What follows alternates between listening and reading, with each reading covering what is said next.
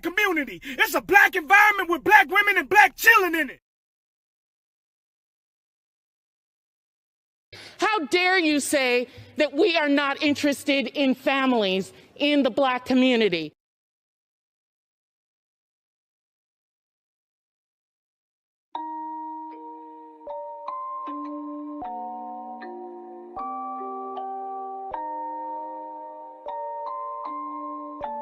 Rage on that beat, going crazy.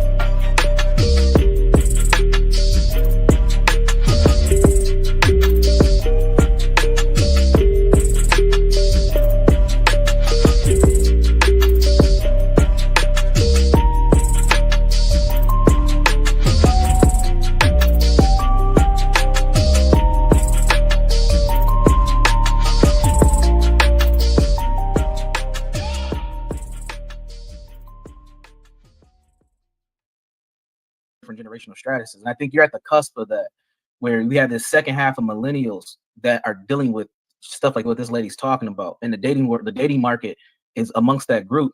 And when it comes to black male, black female dynamics, it's really, the results are bad. Like, I honestly don't think there's any turning back from it, to be honest. I think it's a foregone conclusion. So that's my thoughts. Go ahead. Hood just showing you have some comments. University got to get out of here. You got to get out of here, right? University. I move my the perks of being the boss. I move my meeting. We good. All right, we're going another 30 minutes.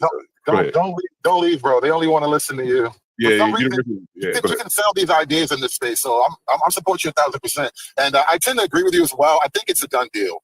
The writing is on the wall, and not only that, people like almost violently resist you when you try to point out these really, really stark problems between the men and the women. Yeah. I just thought about this. When you mentioned that hood, you see the Brandon Scott saying, "Protect black women. Our black women built this country," and some of the guys, that seems to be a pattern. On the male side of this is the men that don't have black women, the ones that seemingly are carrying the banner for them. If you look on the channel, when we stream. What I noticed, John. What I noticed, John, is a strain of pro-blackness in a lot of men, regardless of who they date. There's this pro-black strain, and what that means is there's like an affinity to mother and mother's issues and women's issues and all that, and so it just turns into a thing of like defending women because your mama was a single black woman. And once it gets to that point, it's really difficult to like have objective conversations with guys because they go into like mama defense mode, and I see that all the time. At University, you hire a lot of black women, correct? I have. I don't know more, but yeah, I have. I have. Can you tell us some of the dynamics of why you don't anymore? I guess you could start there. Shit, John. Honestly, most of the problems that I've had since I've been in leadership or management, I'm not lying. Most of the issues I've had have been with black women. Not with me, but just like productivity, issues with their peers, cutting corners, pissing off our quote unquote customers or our clients. A lot of those issues have come from black women. And it's always some interpersonal issue that spirals into the work. Like it really doesn't have anything to do with the actual job. It's like their own shit gets in the way, and then they start taking it out on how they do their job. Give me an example of some interpersonal things. Okay. So damn, this was a bigger woman too. But a couple years ago, and she was actually lighter skinned too, to be honest. A couple years ago, I had a she was probably about 28 at the time, maybe not quite 30, but she was a case manager. We were working at an organization where we were doing work with families and helping the families deal with truancy issues. So her job was to meet with the kid at the school, meet with the parents or caregivers, and then assist the family in whatever resources they need to help this kid get back to school.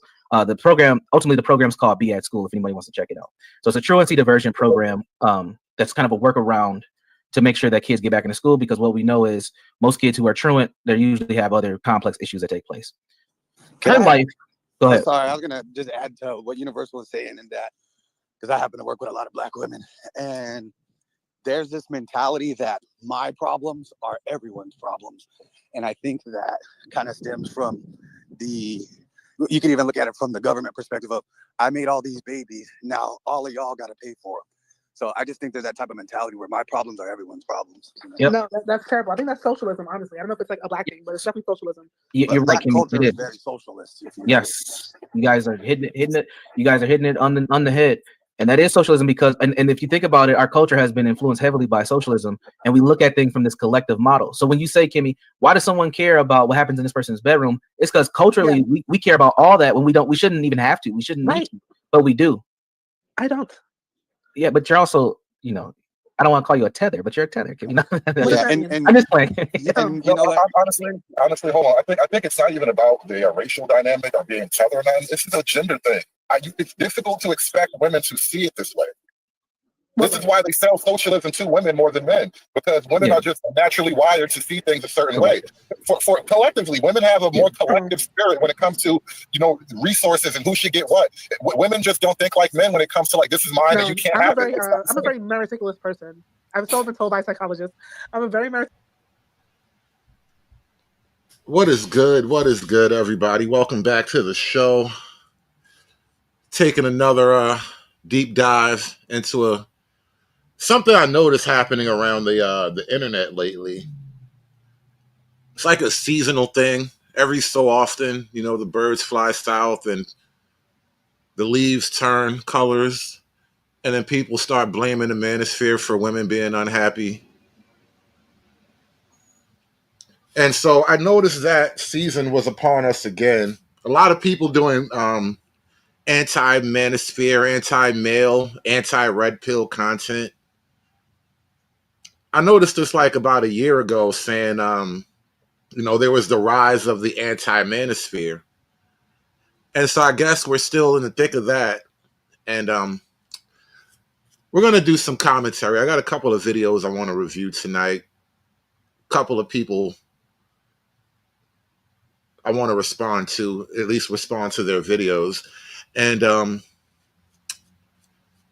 first thing I wanted to point out, though, I've been having a lot of conversations over at the John Galt channel, and it's like it's an open panel, but it's a very co-ed space, and I noticed there are a lot of co-ed spaces popping up. Once the what they call like the Manosphere 2.0 came out, it turned into like live stream panels and whatnot. And at the very beginning of that, it was like a bunch of dudes, but eventually the dudes gave way to co-ed spaces. And there was even a little bit of argument in the Black Manosphere about bringing women into the space. People pointed out how bringing the women won't help. And I got to tell you, I've been participating in some co-ed spaces lately, and having women in the conversation always slows down the conversation. This is why I appreciate that my audience has just become a largely male audience. That means the handful of women that we have here, they can keep up.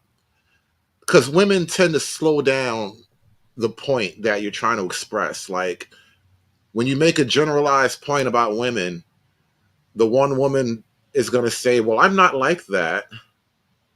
And it's like, sweetie, I know you're not like that. That's why we like talking to you. But that's not the fucking point that you're not like that. meticulous person. I feel like you should get what you earn.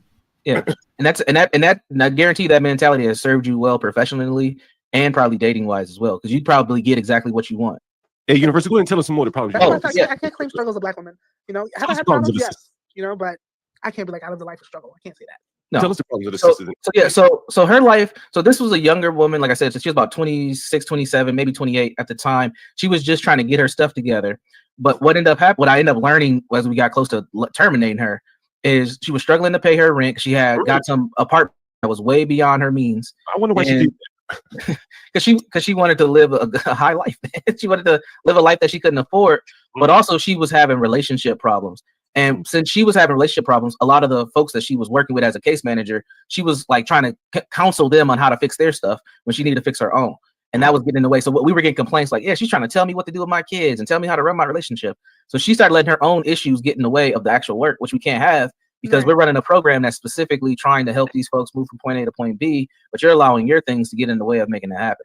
So ultimately it ended kind of bad. We had to terminate her, but she was overwhelmed, clearly. Not your problem, but she overwhelmed. And I'm probably too nice, to be honest. I did coaching to try to get her some help. We even did some workarounds to let her benefit from some of the actual programming we offered to try to get her stabilized and keep doing the work. And she just couldn't break through the barrier. Got it. Now, I will say to your point, I think to your point or John's point, a part of how me and John became friends, actually, he wasn't even around. And I was like fighting off these women who were talking shit about him. Like a bunch of black women they just fucking hated him. And I was like, well, why do y'all hate him so much? It's like, you should hear what he says about black people and black women. And he dates black women. I can't believe it. And I was like, wait a minute. What does he say? Because the same reasons y'all hate him, y'all might hate me. Because I know what I think and feel sometimes. And then they were going off on like how he's a Trump supporter and all this stuff. And I'm like, oh, like he's my twin. Let me make friends with this guy. So that's kind of how I got to know John, because people were just talking crazy cash money ish about him. And I was like literally fighting for this person I didn't even know. I'm like, wait a minute. Because I just don't like to fall into what people say. I like to find out for myself. There's another thing I noticed too. As men explore these so-called red pill ideas and concepts, it will inevitably push them into a more right-leaning political posture. And so I question the motivations of the people sometimes who are pushing against the red pill stuff. I see it as political as well as social. But you can't always be sure about people's motivations, can you? If it's worth me like figuring it out. And then when I got to know John, I'm like, he's an incredible guy. He's a genius, and he sees things for what it is. It's these people who are kind of like have that, like you said, collective mindset that are struggling to understand his perspective and think he's a evil person because of the perspective he has, which is not necessarily wrong.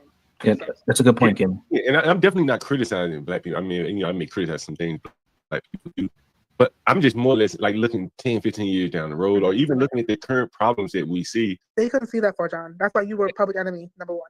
The anger this lady expresses, like that she takes out into the workplace, at Universal's job, and he says, shit, I don't want to deal with this anymore, right? And it extends to the landlord. What you say, Universal, she having trouble paying rent? Yeah, right? She's living above her means. Right? And probably she's living above her means because she don't want to live in the ghetto where she could more afford. Right. We've seen that on the stream. And so now the problem bubbles up to her workplace, right? Where she struggles to do her job competently because she got a lot of other shit going on, right? So go ahead, Universal. No, I think again, it's just something that we see happen over and over. And it's not that I'm opposed to hiring black women. I'm not. I have just had a better experience hiring non-black women than black women. I've actually had, no lie, John, one of my black female staff, we had a conversation about a month ago, and she was like, I hate to say this, but why is it always us? Why are we the ones always messing up? And I had to just break it down to her, and kind of like what Kimmy was saying is because we have this collective mindset where we don't want an individual one of us to get beyond the group, but we also don't want to struggle. So we have this kind of dichotomy in our thinking and even our belief in ourselves to be beyond what we are, because we don't want anyone to get further and we don't want anyone to be worse. It's a weird dynamic that we have collectively. Weird. Black people don't believe in hierarchy. I'm jealous. There you go, hierarchy. There is because there are so little traditional patriarchal father knows best style relationships in Black America. The overwhelming majority of Black women grow up, all Black people, but Black women in this context, the overwhelming majority grow up in an environment where there is no real natural authority. And I'm sorry, ladies, you are not a natural authority figure of the family unit. And no matter how many kids, how long you've been alone raising kids, that's an inescapable problem. And so what winds up happening is you have a lot of women who have grown up unaccustomed to actual authority figures and operating within the bounds of actual authority figures. And then you get the who gonna check me boo problem. And so you got generations of women who've never been checked. And now you can't check them because it's illegal. I don't know. Like my dad wasn't really like an authoritarian type. He would just give money to everything. Like he was a provider. I wouldn't say he was more of the like, this is not gonna happen. But also he didn't really need to do that because we just obeyed all of what we were supposed to do. Which could be a Caribbean thing. Exactly. Again, women attempting to disagree with me while explaining why your father actually had control over his family. Fucking chicks, bro. Hey, Hood, let me ask a quick question. We don't have to go on a deep dive on this. I just want to know if you were familiar with her. Hood, are you familiar with Rashida Strober? Is that her name? The dark skin advocate. I'm sure he is. I am. I remember her from a couple of years ago. I don't really remember anything recently from her, but I don't know what she. Yeah, I don't think she has anything recent. I just want to know if you were familiar with it. That's it. Okay. Hey, hold on. Universal, look at this right here. JQ is saying they have drama in his workplace because of the sisters. They don't even know why they are arguing. They say the energy is off. You know, the vibe. It's the vibe. That's the new word I think now they use is energy. Bring that same energy they always be saying and shit. He says, I don't know what the fuck that means. I tell you, energy. You got it means vibe. You know what vibe means? You got that vibe. You got that vibe. And he says, H1. He says, what? But he said something else. Let's see. She bought everyone in the office lunch except for her. There are 40 plus women. So I guess she brought everybody some lunch.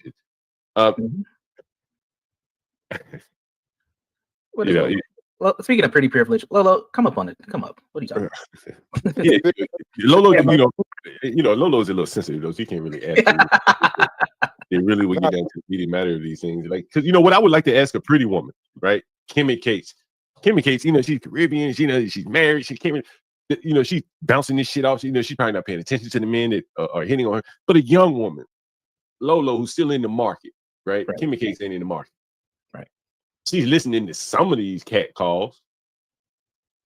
And I wondered that she noticed the difference that when she goes out with her friends, I guess maybe all pretty girls run together. But when she sees ugly girls and they don't get any attention, right? You come back, you see the fat, ugly girls at Lowe's where Lolo works, they don't get any attention. Like, that has to be very, very obvious, right? What do you think? I don't want to put words in Lolo's mouth because I don't know Lolo like that, but I find that prettier women tend to act like they don't know what's going on and this and that. But if they're in a fight with somebody, then they're very vocal about what they see. But I find the prettier women don't like to bash on the uglier women. But I could be wrong. I'll let Lolo speak for herself. Kimmy Cates, I know you're married and all, but do you think that has had an effect on your life? You know, being an attractive woman, you know, just you're treated differently. I think people say so, but I don't think so. And maybe one of the things we just don't notice. What could be? Fish don't know about water, bro. I feel like people treat me worse sometimes because of how I look. They think I have it easy and all this stuff, and they go out of their way to be difficult towards me. That's a woman thing. There's no man in the world that goes out of his way to be mean to ugly women. I mean, to pretty women. No. Ugly women, hell, we even try to be nice to ugly women. I'm not gonna lie to you. That's why I prefer men bosses, because I just be. So it's women. It's a woman thing to be hitting on you because you're pretty. Yeah, that happens. Universal, you know, the subject of this stream really was you know, this whole Travis Hunter, black women and shit like this. I'm not sure if you saw this, Universal. Did you see this? Yeah, I seen that. I thought I sent this to you last night when we were talking. I saw it. And I also saw the angle that where Dion had to tap her on the shoulder. Hey, stripper, get your ass up. Yeah. It's time to get up on the pole now, right? Yeah, it's the game. All right.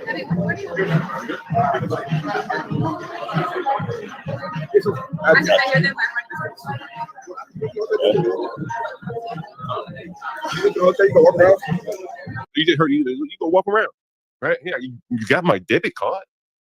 Go spend some money. And a woman that really wants to be with you, she can let you bask in your moment. I think the time would fly, right? But she a stripper. She used to be in the center of attention. And I think she like, what the fuck are we doing? Why he here being attention? Bro, he just put out a video like talking about my girl, man. Now she's drinking and crying all day because the whole internet be roasting her. But all the men on the internet, like, bro, I can tell she's not that into you.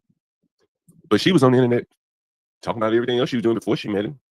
And but I think, you know, again, like, cause a sister who had this kind of like, I don't think he could stay with a sister like this. It's that pretty light-skinned white privilege, you know, not black privilege. That long natural hair, I think that's her hair, I'm probably going to assume. That gives her a lot more leeway than, say, the girl Travis Kelce was with. What do you think, Universe? I think you're on mute, Universe. Oh, my bad, John. So I just peeked into the other live. They're watching us, and when your lady friend called in, it messed up the audio. So they're all confused on why they can't hear. It was choppy. But I think we're back on, and it's fine now. Oh, really? Yeah, it didn't come through correctly for some reason. So they're all confused. But it came in correctly over here. Yeah, you can hear it just fine, but somehow it didn't translate. For the audience either? Yeah, for the audience, yeah. But you're on YouTube either?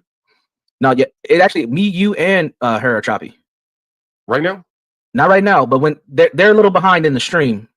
Oh, okay. But yeah, so we'll see if I'll pay attention to the chat, see if it picks back up. I'm just looking in the chat and figuring and got the captions on, so I'm kind of keeping an eye on what they're talking about. But something happened. But ask your question again because I was halfway paying attention. Sorry. Oh shit, I forget. Oh, I was just saying, the fact that she's able to keep him with her background, I think demonstrates the privilege. Kind of somewhere in the subconscious of a black girl mind, she's like, damn, I didn't get him. And with all this shit swirling around her, she can keep him. I don't think many sisters could keep this man with this kind of shit. I don't think he'd be able to stand there and defend her. I saw him at the table eating some crabs or something. Did you see that video? Yeah, they was mukbanging. Yeah, I seen it. And they're sitting there eating crabs, man. I'm like, damn. And they're answering questions about she ain't really into you. He's trying his best to defend her. Yes, she is. Yeah. She really like me. Anyway, who did you have something to say? Do you think it's a self-esteem thing? Yeah. Like the best he could get that probably wasn't a black woman is a woman that is a sex worker. Like maybe it's a self-esteem issue. Absolutely. I mean, listen, guys have a long history of trying to wipe up strippers. Well, he's not the first one to ever try it. Look at the look on that boy face. Look at the physiognomy on that boy. Like, he's not going to get very attractive women. Look at him. Damn, John. At that point, he wasn't. But that's when he got her shortly after this. But even at that, man, he still probably got a lot of psychological trauma being called ugly for a long time. Right. Exactly. I don't think people truly understand like the male plight. Like most men don't even touch vagina in their lifetime. Most guys don't reproduce. If it wasn't for sex workers, most guys wouldn't even touch it. So it's like there's a lot that it takes for a guy to just even score. And I don't think people understand how it really breaks down for a lot of guys. There are a lot of guys out there. If a girl ever just waved at him, it would make his day for the rest of his life. Yeah, like I want you to listen to his voice because he wasn't much older when he met this stripper. This is a woman who probably is already selling pussy at this point by the time she met him. Right? Am I wrong? Right? We saw the video. Right? She's probably selling pussy or about to start selling pussy by the time she meets him. Am I correct about that, Universal? Absolutely. Right? Yeah. Probably how you got it. She's showing that ass by the time, and I want you to listen to his voice. Travis Hunter, DBA, and received at Carson High School committed to FSU. Look at his hands. Travis Hunter, DBA, and received at Carson High School committed to FSU. Little shit like that, I would have plucked my son upside the head until he stopped doing stuff like that. Like little things that you notice about your kid. This is a young boy. And I can see like you don't have a father around you to stop you from doing all that childish stuff in front of people. No. He had a father around him, but this is a young man. He got his father with a young woman who is at her peak, birthing period. 19 years old. She ready to have that baby. She ready to find a man. She already been up on the pole. She is sexually advanced. So hold on. His dad right now though. Like he's doing all this. His dad is in the picture. I can show you the video. But I'm just saying this woman was sexually more, assuming all of this is true, she's a stripper and all that. Like she's sexually more advanced, as you were saying, hood. Most of these young men, he probably didn't touch no pussy at this point in his life. Listen at it. And here come a stripper. See a meal ticket. Shit, she been stripping for money. This boy a meal ticket for her, in my opinion. That's what it is, it's coming off to be. Because I would be defending this, right? Universal, am I wrong about that? You think he'd be defending the sister? It depends on what she looks like, but I highly doubt it. You think a sister could be fine enough, like considering his options to have him defending her like that, a stripper sister? It'd be hard. I think I have nothing to do with being fine. He likes her. He like her because she's fine. That's how he met her. Yeah, but being fine helps. It adds a little. It's like to the second power. Nigga, it don't happen without her being fine. Yeah, without her being fine. A beautiful like magic, bro. There's something about female beauty. But the thing is, if you're the kind of guy who doesn't get a lot of female attention, any woman will do. And so I don't think it's about her per se being all beautiful. I just think he needed a girlfriend. He got one, and now he's in love. Well, he got the best he could deserve. He got the best he thought he could get. Right? At the time. Right at the time, right? And it just happened to be a stripper who may have, pulled a fast one on him. Like he would put the exact amount of love into any other girl he dates. It just happens to be her right now. See, I think a stripper is someone, who has to be prodded to get up. A woman that really, really liked him. A woman who really liked him wouldn't be sitting here like, hey, what the hell am I supposed to be doing? Right? Am I wrong, Universal? You ever been with a woman like shit? Like you probably go to functions and shit like that, right? You probably taking women. They ain't got to get you while you going into the convention, right? Yep. And they're so happy to be with you, they go figure out something to do, right? Yes. Go sit at the bar, go get a massage. Read a book, go do something. Right? I know strippers, and I don't know any stripper that really is in love with a man. It's all like I think they just see them as like a an exchange thing. Yeah, and a lot of strippers I know, they don't only strip; they do a lot of other stuff too. That's kind of our point. Like that was the whole theory. You don't want to know how far the whole theory goes. Y'all just gonna get mad at me. Yeah, I just asked one girl if her fiance knew the whole truth about what she did, and she was like, "No," and I was like, "Oh, I just be." But they never ended up getting married. He ended up going back to his ex. Cindy, how many women truly love their man anyway? And I'm not even strippers. Please, I know you're an innocent angel cake, and I don't want to make you feel bad. I'm not talking about you. I'm innocent angel cake. How many women truly love their man, Kimmy? I do. I think the universe with him every day. Like a motherfucker, twice in a row. AJQ, man, think can you universal call in him, every man? day. Hoes mad, hoes mad, hoes mad, hoes mad, hoes mad, hoes mad. This is about targeting women of color in the United States of America. Don't tell me, because I didn't get a single apology. Time has expired. My life was threatened. Thank you. Hoes mad, hoes mad, hoes mad, hoes mad, hoes mad, hoes mad, hoes mad.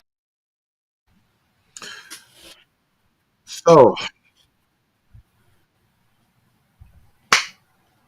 we are going to get into this red pill shit.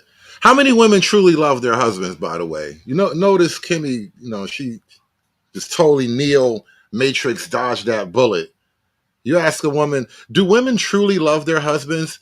And she responds, well, I love mine. The fact that she even said it like that is a fucking indictment. Because Kimmy,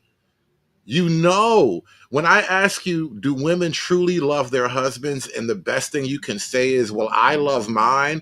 That's you separating yourself from the pack because I just asked a really brutal question. And the answer to that doesn't make women look good. Everybody hates the red pill. So I've been noticing a lot of content shitting on this thing we call the red pill. And I was just having a conversation with Kid Styles and them over there. So let me start at the beginning and give my explanation or my definition of the red pill, or at least the objective original definition way before all these YouTube people got here. It is simply the understanding that you have not been told the whole or complete truth or any truth about the nature of reality, especially reality as it pertains to women and men, and especially the reality that relationships between men and women are heavily affected by government policies, social practices, and whatnot. That is the red pill. While men were sleeping, while men were getting up, going to work, we were just banging away at the salt mine. The world has changed around us. The dating reality has changed around us. And most men do not know that. And the reason why most men do not know that is because there are very few places in the world where a man could go to hear that direct truth before something like the Manosphere existed. And so now that the Manosphere has been around for, I don't know, a decade or so, we've built up an army of haters. And some people are just, good faith criticizers and whatnot. And either way, we're going to go through some criticism or some hate, however it looks. Something. I get on to the men and I get on to the women. I'm not one of these guys that just takes the men's side because he a man, right? Yeah. And I'm not one of these guys. I'm not a simp. I'm not just like, oh, well, she's a black queen. She's a mother goddess. I ain't one of them. I'm gonna call the women out if they selfish or whatever. But I find, me and you might correspond a little bit about it and stuff like that. And yeah. I thought you had a very interesting. Man, I'm gonna tell you something. If I could I'm not gonna do it, but if I wanted to, I could hit my phone because when we correspond, it's just through like voice chat. Right. Like because he busy. He might not come back for 3 days. I come back and hit him, and he might not. You know what I'm saying? So what it is, a lot of the stuff Chuck says been some of the best things he said has actually been through me and him just corresponding. So I guess I want to start this up by saying this. How do you? Because I think this is what I think brothers think when they hear the word red pill. They get on the defensive. They think, oh man, you telling me to let people rape me in a sense. Let the system go to the court system and have to pay unfair amounts of child support and not see my children and I get married, I'm getting a divorce, and she getting all my money, she getting the house, she getting and you think that's good because so you're blue pill. That's what they think that means. That you just that you go along with that and that you think that that's fair. So what's your insight on that? Looks like when you hear the term red pill, or when you say people who say, for example, if they're like against the red pill. Now, if you don't know, the people speaking right now, the first guy that you heard talking, that was Sub-Zero. Friend of the show. I listen to his show a lot. And the guy that's speaking right now, his name is Teach 'em Chuck. And so Sub-Zero invites Teach 'em Chuck to his panel so they can have this conversation.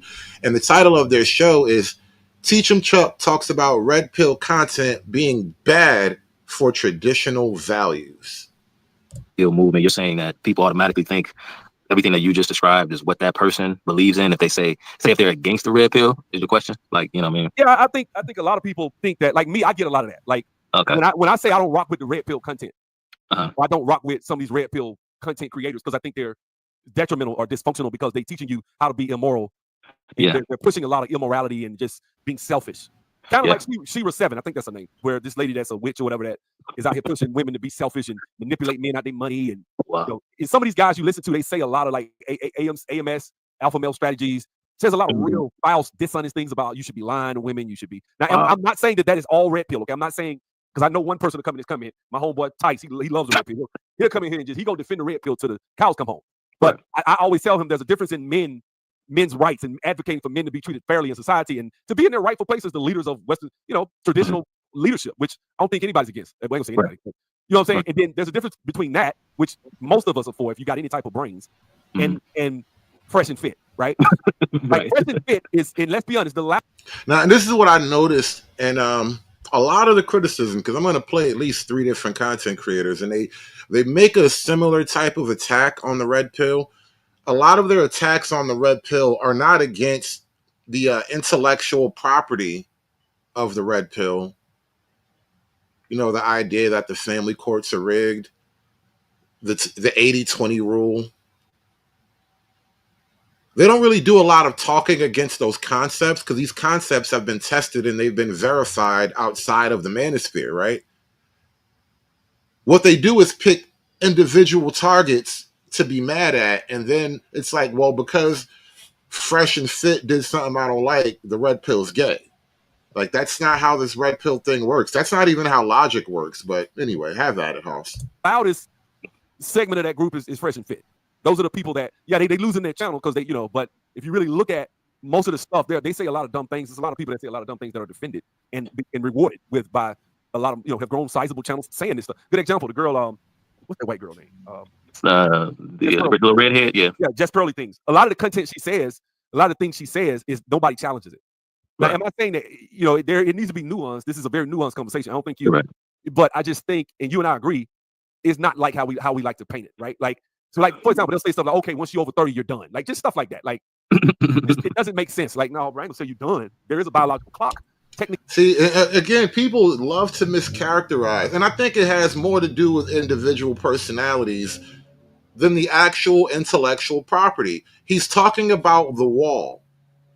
The wall never says you're done because, bitches out here selling pussy into their 60s. Nobody's done, right? It's over when she says it's over.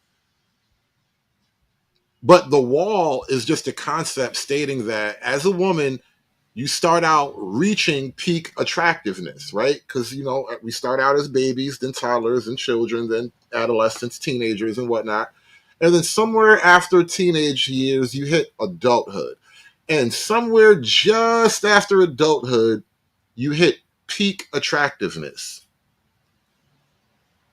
And the day after that's the fucking wall, bitch. Face the goddamn wall. It's over. It's downhill. And all that simply means is that at that moment of peak attractiveness, from here on out, you will be faced with diminishing prospects. The types of men you could attract with your peak beauty face, you will get less and less of those men the further you get away from your peak beauty. The types of petty behaviors that you could engage in and they would be tolerated because you were at peak beauty. When you're like 45, a nigga like, bitch, shut up and get in the car. That's the wall. Technically, you are high risk after 35 or something like that in pregnancy, so you might want to start looking for whatever you're going to try to do. But just tell them, you're done in the dating market once you're north of 30. Like, just these rules. And you see people just espousing it. What you got? Well, hey, Carmen, don't cry, baby. I'm going to love you till we old and gray. Don't cry, Carmen. This ain't about you. These just jokes, baby. These just jokes. Question to you, sir. Well, my thing is, I just do not like the way men, it's all this stuff about accountability and women not taking accountability and these sorts of things. But as far as men and their, I guess, collective contribution to the current state of sexual morality or sexual immorality across the West, of course, not just in the United States. But when you say that, say for example, a woman is done when she's north of 30, if I guess whether she hasn't had any children, or she's done in the dating market. Like she's just not. She's a depreciating value. She's depreciated value, or it's not. That's the funniest thing. That is fucking true. Are we going to ignore the idea of a depreciating asset? Are we so enamored with the fucking idea of a woman that we can't rationally describe the fact that her beauty fades, and her beauty is her primary attractor when it comes to men? And so as her primary draw fades away, you will be pulling in less and less of the thing you want the most. Which is why back in the day, we tried to get them married off young. We tried to have them locked into the game young. So at the very least, you might have a chance at having somebody love you when you're old and gray. Don't start out at 40. Like, now is the time to trick a nigga into loving my ass. Like that's a hard sell, baby. To me is that, who do these men think they are exactly? I mean, because if you're saying that a woman is she's of a certain status, or she occupies a certain lane as far as her sexual marketplace value once she gets 30, I guess my question is, where are the male counterparts that sort of participate? I mean, everyone of course has to make their own individual decisions and choices in life, but I think the question for me, and I just use this phrase or term a moment ago, and that is sexual immorality. I think that's what we're talking about at the end of the day is for every misdeed that a woman kind of commits and kind of puts on her what do you want to call it, her track record, there were free, willing, and dealing men who sort of participated to this climate of sexual immorality here in the United States. And that's the one thing that I don't hear enough of from a lot of your red pill content creators. Of course, I mean, and I've heard a lot of your content, and you're talking about these issues when it comes to a woman when she hits north of 30. Of course, there are other factors involved when you're talking about as a man, the sorts of things that you look for in a woman. You tell it to these guys all the time, man. It seems like you be going toe to toe with your own audience.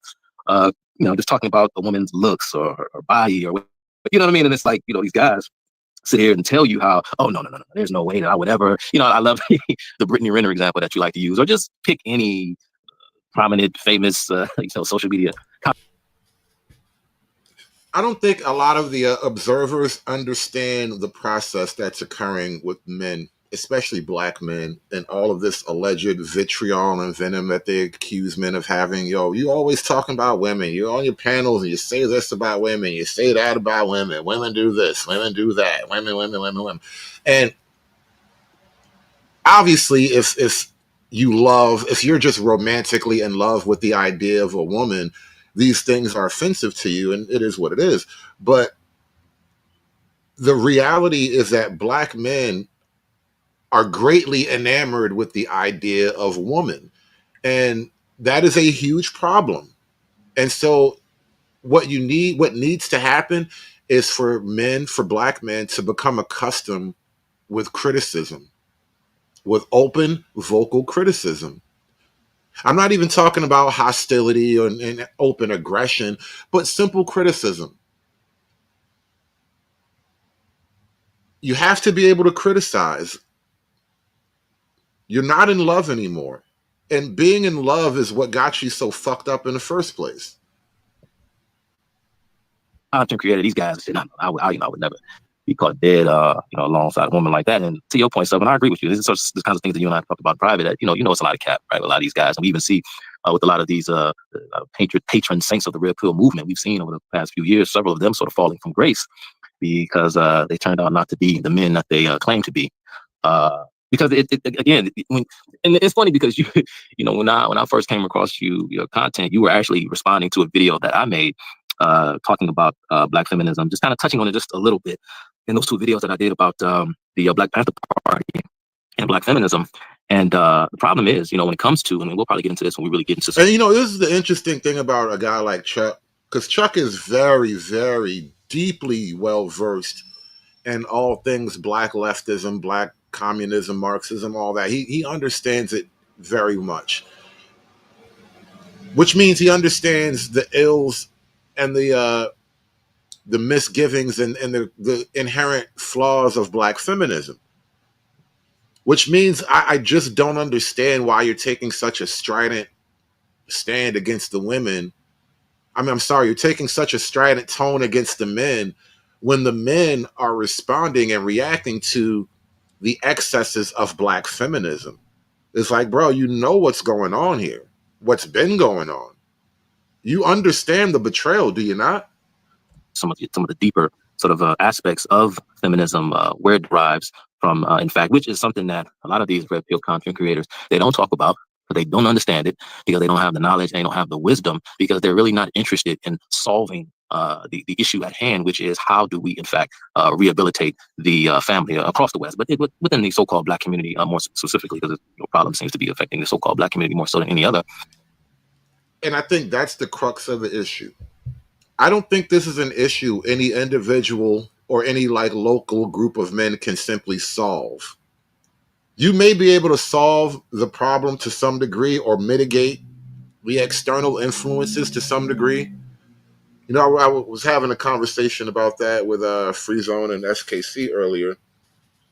Like, people have worked out a modern kind of solution to this problem, this conundrum.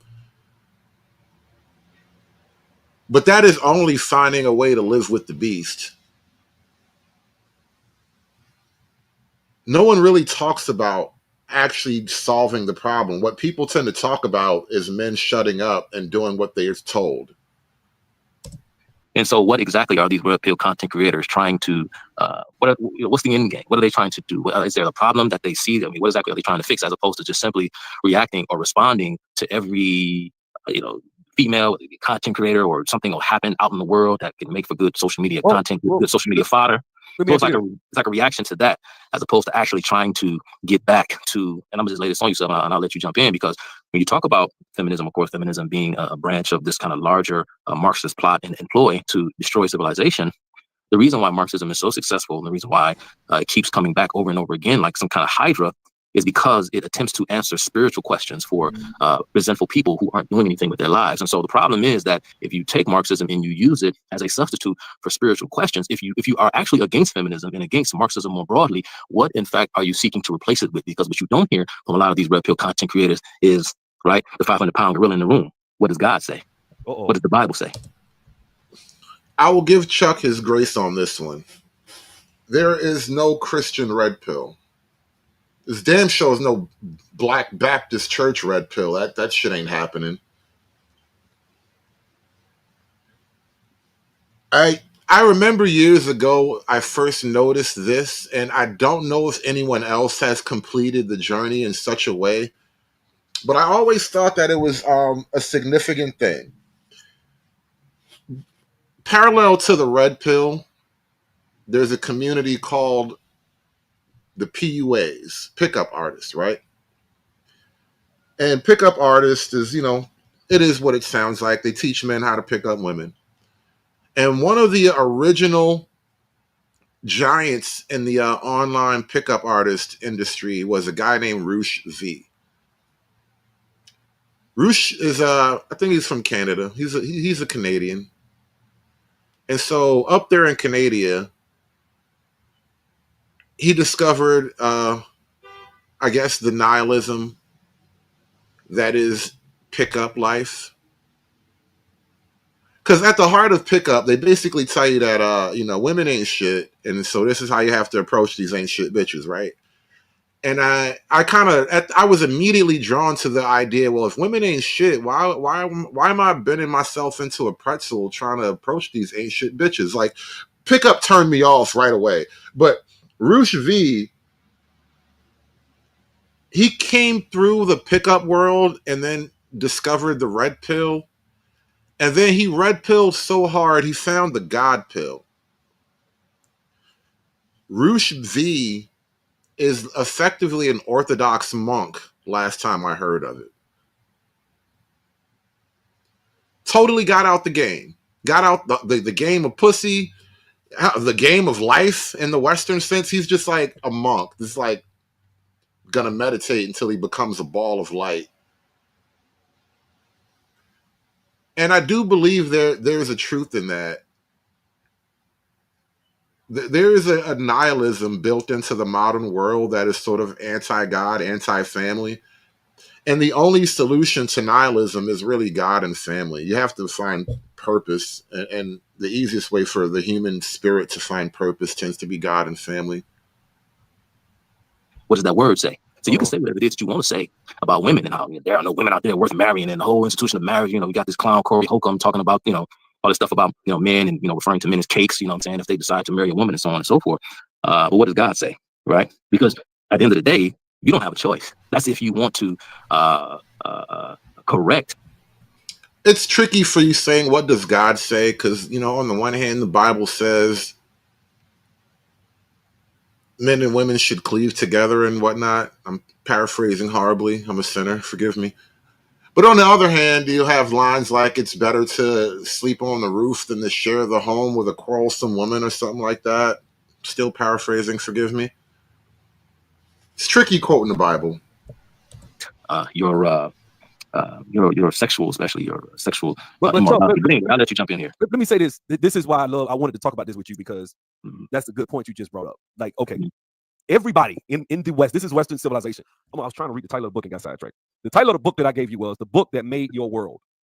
And it's, it says how the Bible created the soul of Western civilization. Correct. Right. And basically it's by a guy by the name of Vishal Mango. Now there is a lot of truth in that, and that's actually why that is keeping 100. He says people hear God and instantly think Christianity. As long as you're in the Western world, as long as you're in the world of white people, that's how people relate to the word God. You go to Allah, you go to pockets of South Asia, you might be having a different conversation, but around here, there's only one God. We all know who his name is. We all know what he about. We don't do all that other God shit. That's them jungle gods. We don't fuck with them. Mango Waldy, guy, and he's a Christian, became a Christian, and he lives in India, and he's from Western civilization. He talks about how a lot of things are foreign to other cultures, and the world is benefiting from what Christendom built in Western civilization. And people are standing on, like Corey Holcomb, Cam Newton, all these lesbians, the trannies, the feminists, the red pills. Everybody is standing on a foundation built by traditional family values and marriage and a man and a woman and biblical principles. But again, everybody wants men to return to the deal, but they never want to address what men have a problem with. They never want to address why men have fallen out of the deal in the first place. It's just everybody wants to crack the whip. Derived from scripture, right? Yeah. And so I think when you're sitting on that perch, as you will, that's the branch, the proverbial branch that I was talking about. And when you see these guys saying the stuff they're saying, they're sawing at the damn branch that they're sitting on. And see, the thing is, the stupidity in sawing a branch that you're sitting on is when you go too far. Usually, if you got some weight on a branch and you saw it, you've done some yard work, you know what I'm talking about. Before you get all the way through, it's gonna start cracking. You're gonna start hearing that. It's gonna start bending down. It's going down, even though it ain't cut all the way. It's coming. But you can almost pull it when you can stop sawing and snatch it off. And the point I'm saying is, what you just said about Corey Holcomb and all these different guys, that's what they're doing. And so oftentimes when you see me going back and forth with some of my I really, and this is what made me do this stream. I really disagree with the argument that it is the red pill men who by talking about the problems that are killing Western civilization, you are the guys killing Western civilization. I'm going to need you to start that at the beginning and walk me through that shit step by fucking step, bro. You realize if everybody's mic fried tonight, the problems won't go away tomorrow. Subscribers, one of the things I try to tell them is, man, you're sawing on that branch. You don't understand what you're doing because you're saying this because you just only want what you think will make you feel good.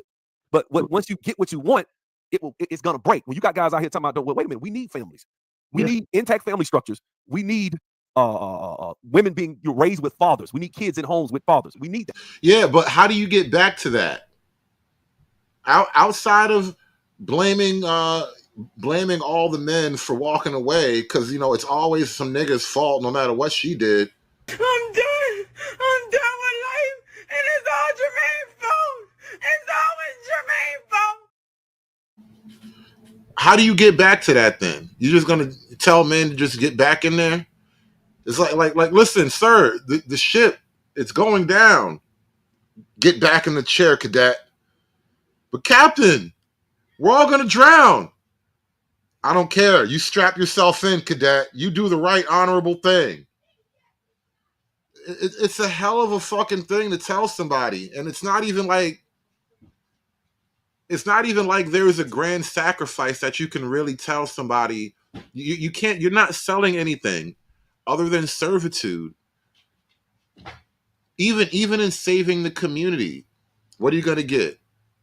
A community of more feminism? But if you're shaming men from doing it, or because what men do is we follow other men, we follow what we perceive as alphas, and particularly in this space. You know, we see an alpha we like to follow, and you know, I don't have no problem saying somebody's smarter than me. Hey man, this dude know way more than me. And I'll you know, some of them I'm like, okay, how many books his ass read? He full of shit. Exactly. I'll tell you that because there's certain guys I can name off. Yeah, Anunnaki, man. I don't know. Cash App. I think Cash App put me on the no-fly list, man. I'm trying to be patient and let them work it out. I might get it back. I might not. I don't know. I don't know what the fuck happened. They must think I'm a terrorist or something. But from now on, we are only accepting donations through Venmo. And if you actually follow me over on Rumble, you can make a Rumble chat. Plus, most of my content that I erase off of YouTube, it gets backed up on Rumble now. So if you can't find it here, it might be there. So you should follow me on Rumble. Just in case you want to like Rumble chat on the show and I'll read your comment out loud and all that good stuff. But you know, it's the thought that counts. I'm glad that you thought about maybe giving me some money. I feel richer already. Thank you so much. They might know a lot, but I know they full of shit, right? Right. But and so that's the point I'm trying to make. I think that's why I brought you. Go ahead. Well, see, the thing is, when you ask these men, a lot of them will tell you whether they be not biblically, I guess, centered, or that isn't their primary point of reference when discussing these social issues, political issues. A lot of them will still tell you, well, you know, I firmly believe that, for example, the man should lead. He should, you know, take up his proper role or position in society as the trendsetter, you know, whatever, right, the leader, essentially. Well, you can't have it both ways. See, the problem is that the feminist movement that a lot of these guys, you know, they call themselves, I guess, trying to call out or defeat, or again, I don't even know what it is. A lot of it, again, just seems pretty kind of self-serving to me because it's kind of like the kind of modern day grift. I hate to use that term, but I think what is the value in selling feminism? I'm sorry. No. What is the value in selling marriage under the empire of feminism?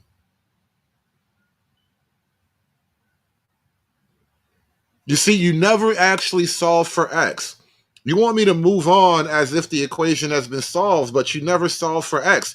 What is the actual value in selling marriage under the feminist overlords?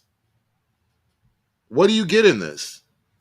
the term grifter is pretty overused, but this kind of like what you see, right? But if you're going to call yourself or see yourself as a leader, as a man, well then do that. You know what I mean? It's unfortunate that feminism was brought to bear. Right. I don't have a problem. I don't have a solution to the problem that I acknowledge is terrible, but you should alpha your way through it.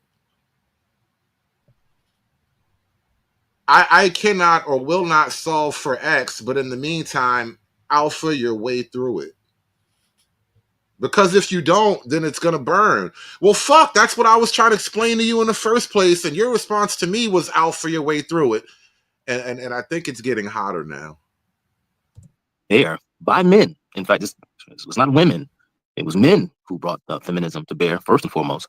And now, since, of course, men want to be leaders, they want to reassert themselves because feminism has, marginalized men to such a point where, society is turned completely on its ear. Well, if that is in fact the case, then be the leader that you claim to be, right? And lead by example and show precisely what is going on and kind of, because these same exact men who, a lot of them in the real pill space, they say these kinds of things, but these are the very same men who have a million and one excuses as to why, this, that, and the third isn't exactly how they feel as though it should be. If you're going to call yourself a leader, then be one. The reality is that when you're talking about marriage, and ultimately, if you're going to have some kind of righteous male or red pill movement, manosphere, call it whatever you like, then how do we begin to change the culture so that we can create more marriages or incentivize or make people believe again that leaving one's home and cleaving to a wife is a righteous thing to do. The reason why it is, of course, a righteous thing to do, just to cut to the heart of the matter, and why marriage, of course, is God's first covenant, the first institution that he created, is because that relationship, that bond between man and woman on earth, is a mirror of that relationship between God and his people.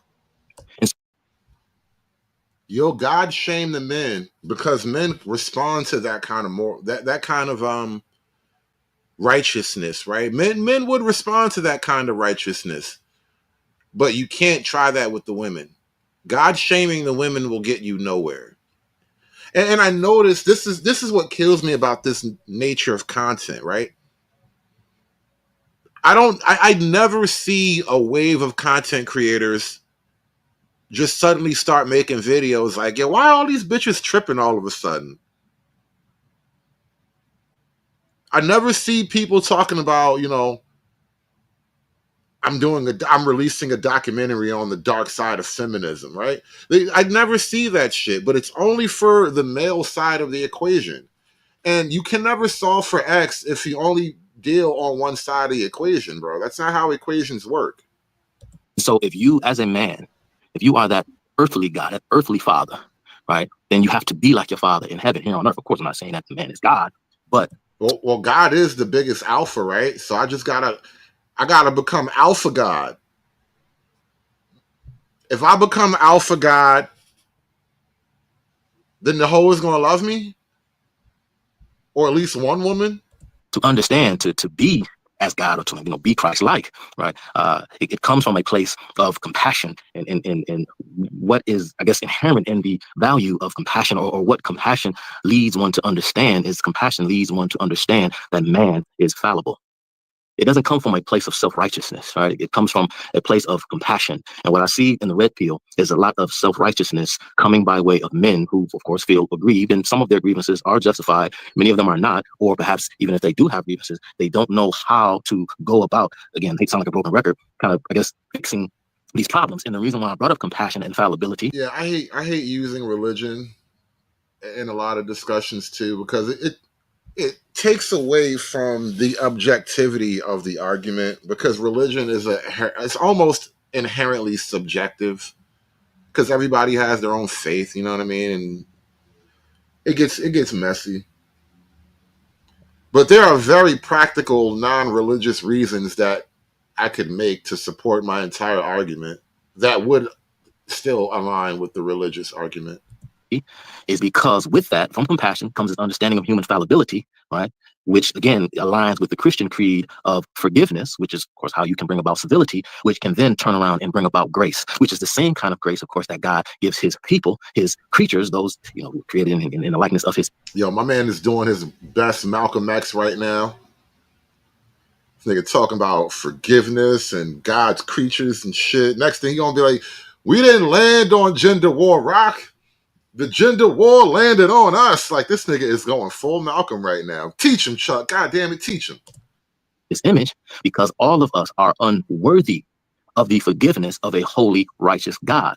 But God extends grace in the same way that a man should extend grace to that woman who may have hit 30 and, whatever kind of foolish, idealized, idyllic portrait or picture a lot of these men have of this kind of prototypical marriage material woman. It's like, no. But God sacrificed his only begotten son.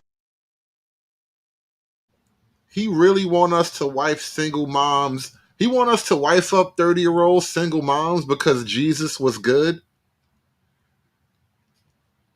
This is the problem, bro. These hoes don't even believe in Jesus. I don't know why she got a Jesus piece, man. You all here trying to lead me wrong. This not gonna work, bro. Chuck, I fucks with you and all that, but this is not gonna work, bro. This is just not gonna work. Shout out to my man True Hype on the Rumble chat. This the only way I can give now. Let Hood be great. That was a protest donation, Hype. That was a protest donation. Cash App, let a nigga be great. I don't know what I did to piss Cash App off. I haven't even been JQing that hard. I stopped JQing really hard. Like, if you noticed, I haven't really JQ'd like that in months. I fell back months ago. I've been trying to be a good little nigga. I only like JQ in like whispers and shit. I don't JQ at the top of my voice like I used to. Not a savage anymore. Let me be great, motherfucker. Can a nigga live? Can a nigga live? Please. And then shout out to Anunnaki, the one with the $20 Rumble chat. He says, motherfucking Cash App went woke on the Gulag host. We go Rumble, baby. We Rumble. Because we Rumblers. That's all we do is Rumble. All my life I had to fight. It's what it is. I get mines with my knuckles. Hulk! Smash!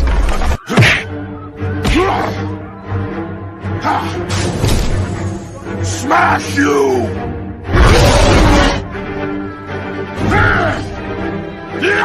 You make Hulk angry! You not like Hulk angry!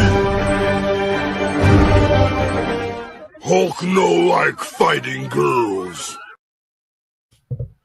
Shout out to everybody listening tonight. We got a lot of people in here, man. Like I said, the Cash App is down for the night, so we can only take donations through Rumble chats and Venmos. Shout out to the Rumble gang out there. I'm going to drop the link to the Rumble chat in a minute. Son for your raggedy behind, and you turn around and walking around all self-righteous that there is no woman worthy enough to, be your wife because, all these women are running around all screwed up. Let me say this. But that's not the way it works. You said something earlier that really alludes to this. I say all the time that a man that I know, look, we've talked about this. We've both been dogs. I have. You right. Oh, yeah. Admit that. But I've been out there. I've been acting, doing crazy stuff. Now, did you hear this admission? We've both been dogs, right? Teach 'em Chuck and Sub-Zero. Now, it was months ago where I did a response comment to Sub-Zero, and it was called Player's Guilt. Really alludes to this.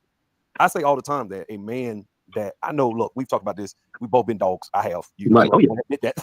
But I've been out there. I've been acting, doing crazy stuff. Let me say this. So that. When you look at it, and I'm not like I'm saying, I mean, guys, please don't get in the comments and get in your feels about what I'm about to say.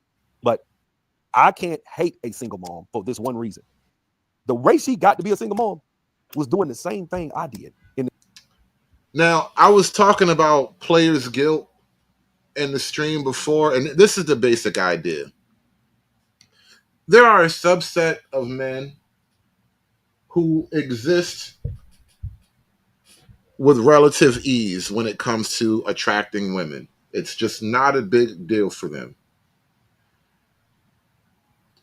Because it wasn't hard for them to attract women, they had the opportunity to abuse the hearts of a lot of women, right? Now, as these men get older, and then we start having these conversations about how women ain't shit, women would rather fuck the playboy, the bad boy, than, lock down with the nigga that actually loved them. All that typical shit, right?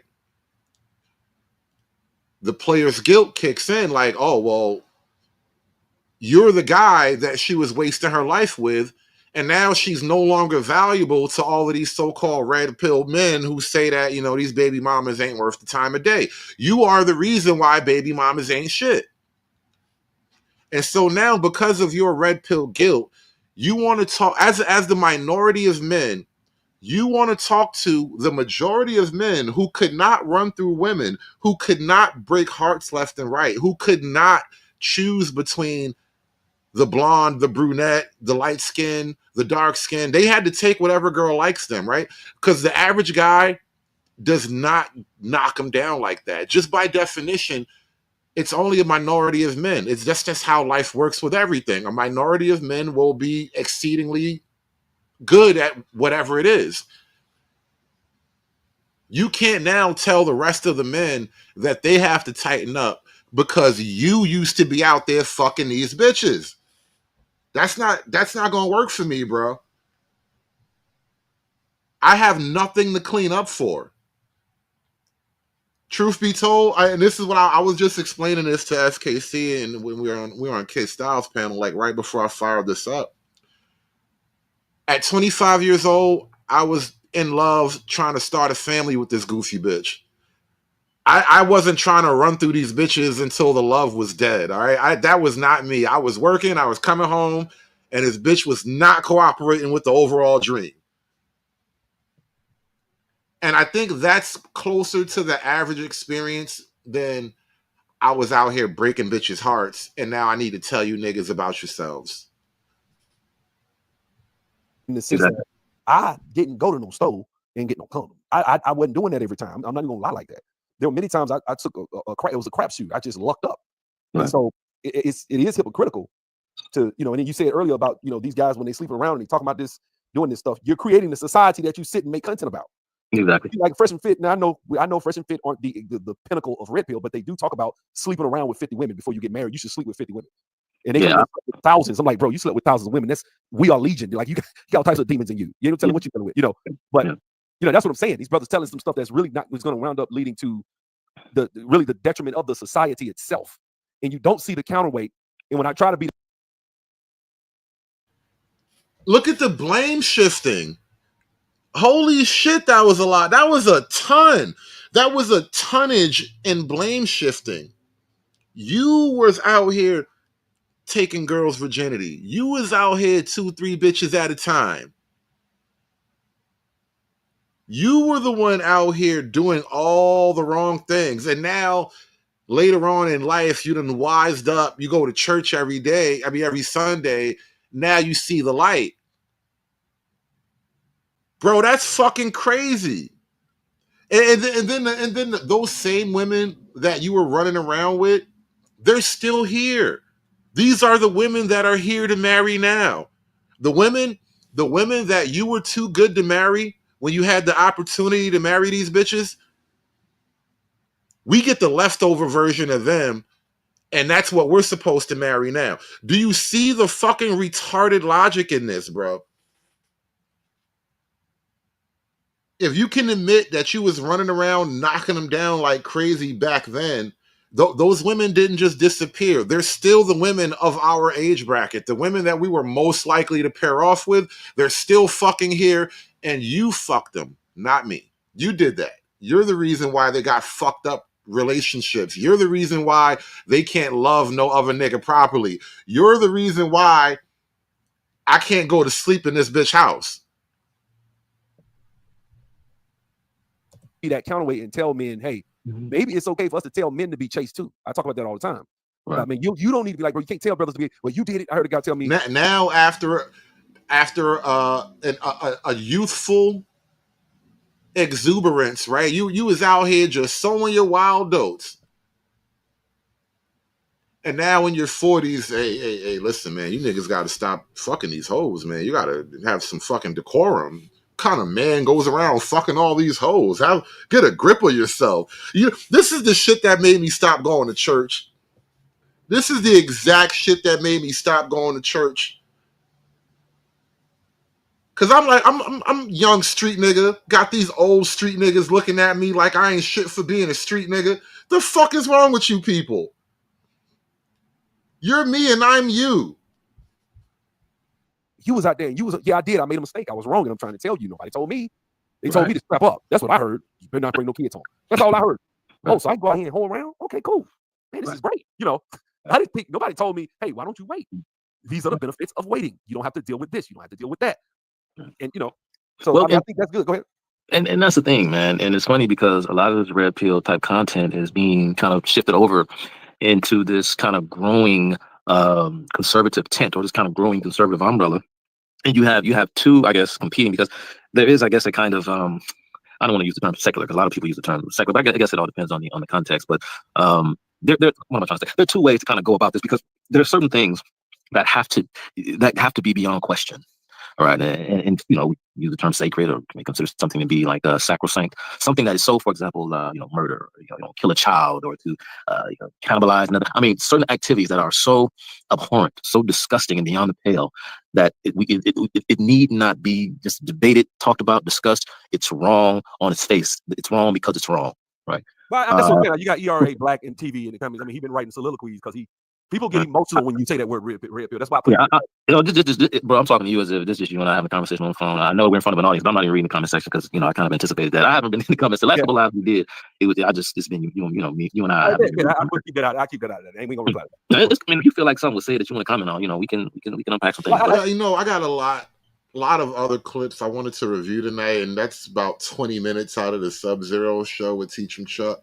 And Sub-Zero is cool. That's my dude. I try not to make any of these things personal. Like when I be critiquing other content creators' videos, at the majority of the people that exist, I got no reason to have a beef with you. But some of the shit people say is wild, and I will not let it go unexamined.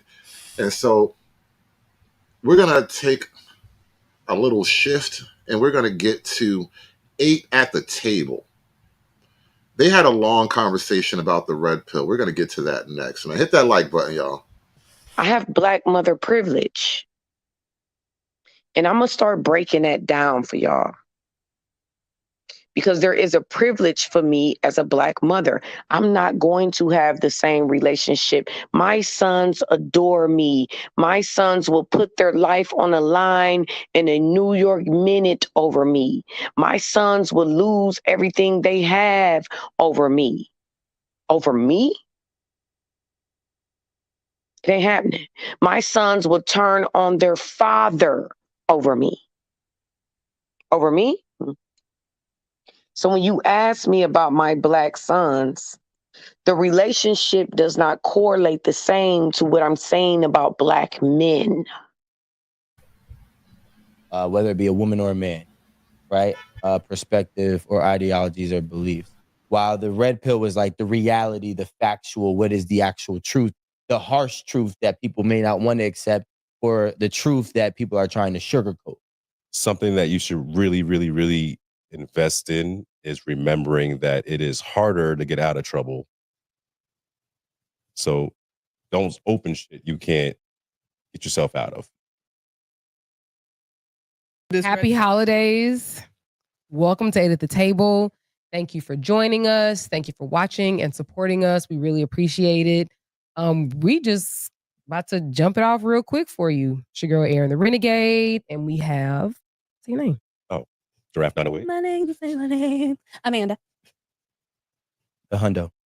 Okay, so everybody just, I don't know what's going on right now, but it doesn't matter. We are going to start by, okay, let me just be real with y'all. Somebody was supposed to come. Oh, shit. And they did not. No call, no show. Fired. And, good for them. That's what we say, good for them. And God bless their journey. Yeah, God bless their journey. Right. But we're still going to keep the party going simply because it's relevant. There's just a lot of chatter about it, and it's the red pill movement. And what our producers are saying is that perhaps it's over, or they're questioning whether it's over or not, or whether it's gone overboard, which is eventually lead to it being over. I wonder what people mean by overboard. How does the red pill go too far? And again, it's not the red pill. The ideas, the intellectual property, like I've been calling it. I don't hear a lot of people challenging the intellectual property of the red pill. What people do is pick their favorite red pill content creators, Rolo, Rouge V, ARC, and then they take issue with these men individually and then try to tear down the whole body of work. So I'm gonna be honest. I really don't know the real definition of it. So Rico's gonna help us out with the definition, and we'll just go from there. Now, let me say this. And Trey, you probably remember, I said this years ago, back when we first made a Telegram group, because, we have this little Telegram thing that I'm like sometimes a part of. But I was telling you guys in the Telegram group that I don't like what's happening with the red pill content, with the Manosphere content, after the initial purges that removed a lot of the OG red pill Manosphere content creators. There were changes in the YouTube landscape that push guys like Turd Flinging Monkey and Barbarossa out of the mainstream out of the spotlight in terms of the Manosphere. And because it was also before the live stream era, people were just doing videos. It was all videos. You had to just sit and watch somebody explain concepts to you. And when they explain the concepts, it just becomes easy to understand, right? And then what happened is YouTube did like the adpocalypse. They kicked a lot of people off, demonetized a lot of people. And now we got this new wave of content creators, right? And I noticed that the majority of Manosphere Red Pill content that was happening at this time, it seemed to be from black men. And this was around the time when I was on Bernard Riley. And, well, Bernard Riley was starting, you know, Obsidian was around. O'Shea, Duke, Jackson, Obsidian, and Angry Man. They are like the trifecta that's known as the founding fathers of the Black Manosphere. A lot of black channels popped up around this time, right? And I was telling Trey and guys in our little Telegram circle, I was telling the guys, like, I don't trust these niggas with the red pill.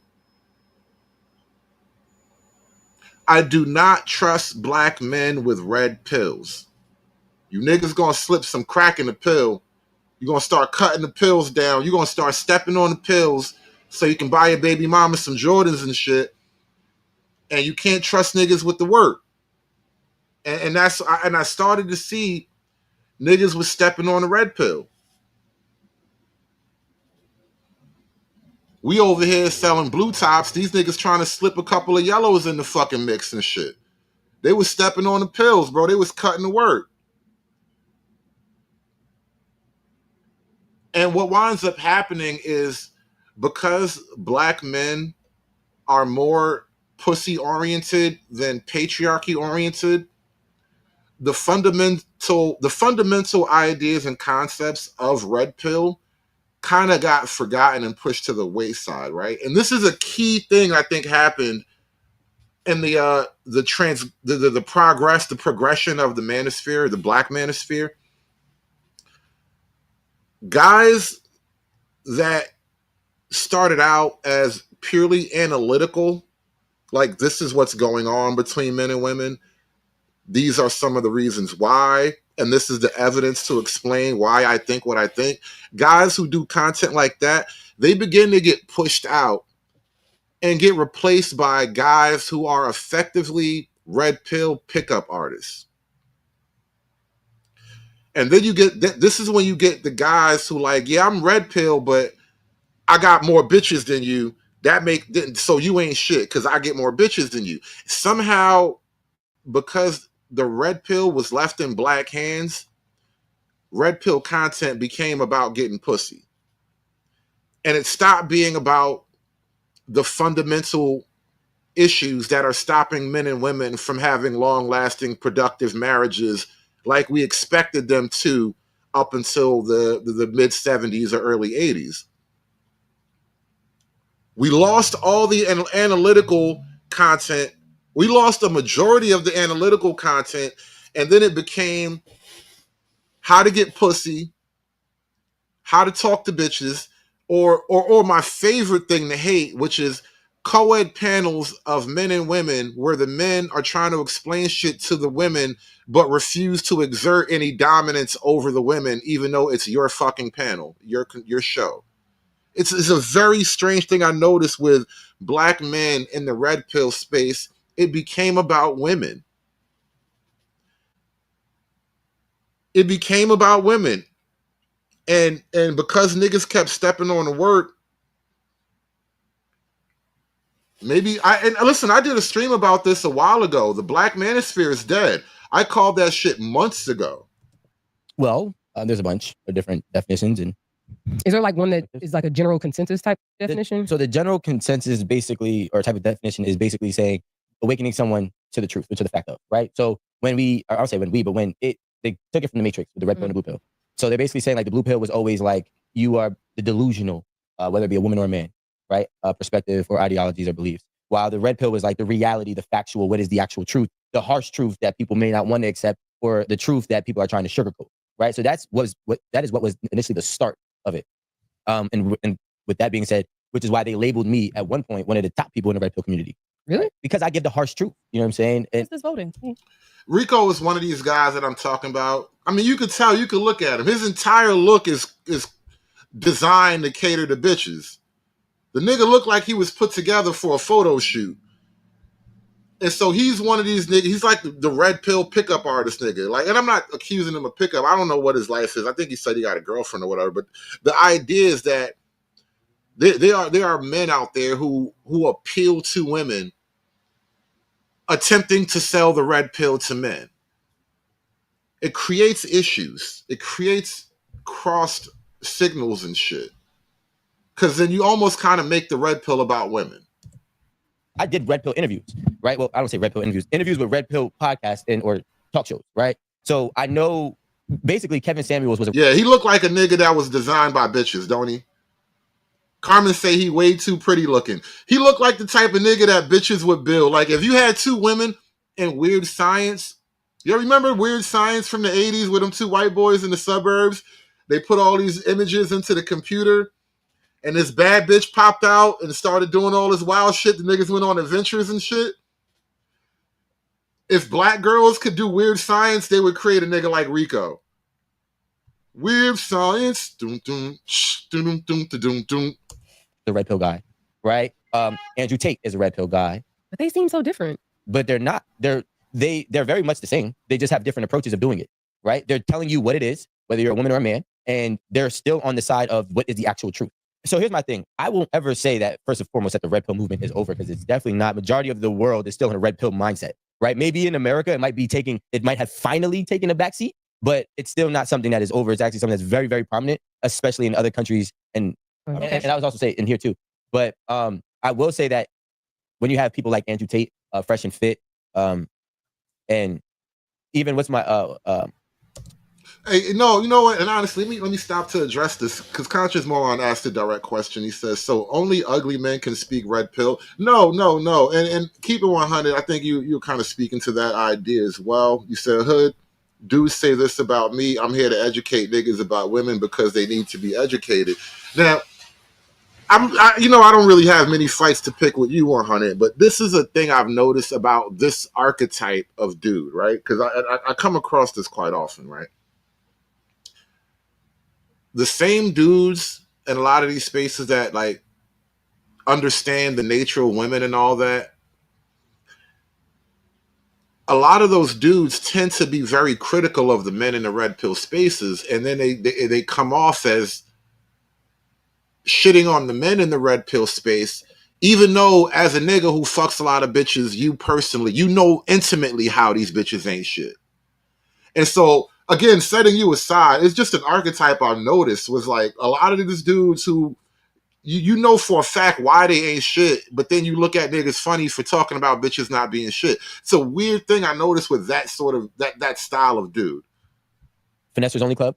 He was labeled as red pill as well. And that's what I'm saying. There's so many different red pills that people are taking the fake red pills and trying to blend it with the real. Go ahead. Okay, so this is from Google. Just want to point that out. In the context of men's online communities, the red pill refers to a metaphorical awakening to a perceived reality where men are systematically disadvantaged by...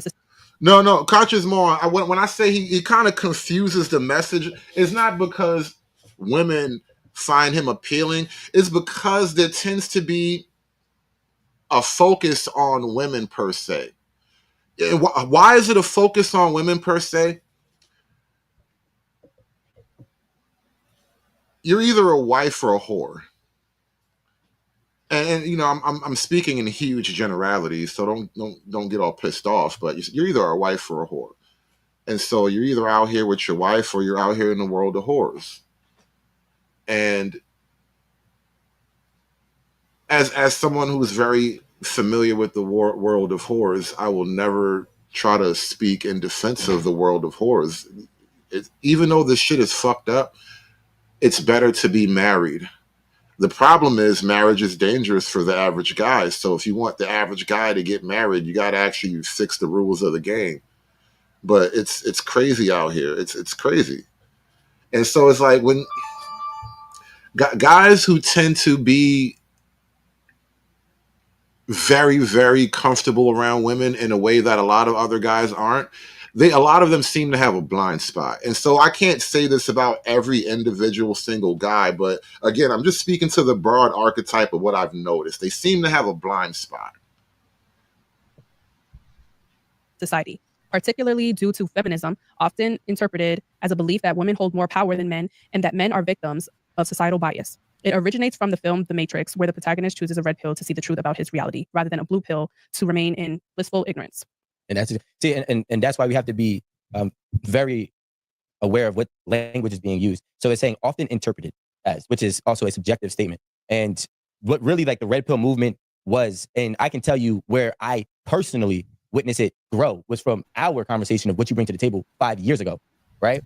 King Pig says I attacked his looks, came off as jealous. That's what women do. I accept criticism. I watched it literally like blossom. I don't know if it started. We all before grown then, ups here, but that's when I know it had its real movement. You know, so and it was never about women being overpowering men and emasculating men. It was all about men empowerment. Actually, it was really about what are you doing as a man, right? Are you man enough to stand on your own boundaries? Now that's where I think it gets wrong, and this is why I kind of there's a weirdness when it comes to certain guys, because male empowerment, you know, self-improvement, as we used to argue about on Obsidian's channel back in the day, that is secondary. That is beyond the pill. All right, here's the idea. If the red pill is the idea of being awakened to the truth and understanding that there's a set of facts that you were unaware of until now, what you do with that information is secondary. The information is what it is. And now we start getting into the self-improvement stuff. And, I don't always want to get into the weeds of every little thing. Right? Are you man enough to say, okay, if this is how you are, can you actually, honor that way when you're actually faced with an obstacle or a challenge? So the red pill wasn't against women. It was against the bullshit, right? Especially here in America, where the majority of the bullshit actually lies, And it was like, all right, bro, you need to empower yourself. You need to make sure that you have hold yourself as valuable as you hold her. It was never about the demise of one gender. What then happened is we did have extremists that got on who were anti-women in a sense because they had some type of resentment. And I can only speculate from probably how they were treated by women, either currently or growing up. But when it comes down to people who are actually like, yo, bro, I want to uplift you as a man. Like, for example, Smart Guy, when he said on our pod and it went viral, you're a beautiful man, you're a beautiful man, you're a beautiful man. Like, those are red pill moments to empower the man. So that was really... Yeah.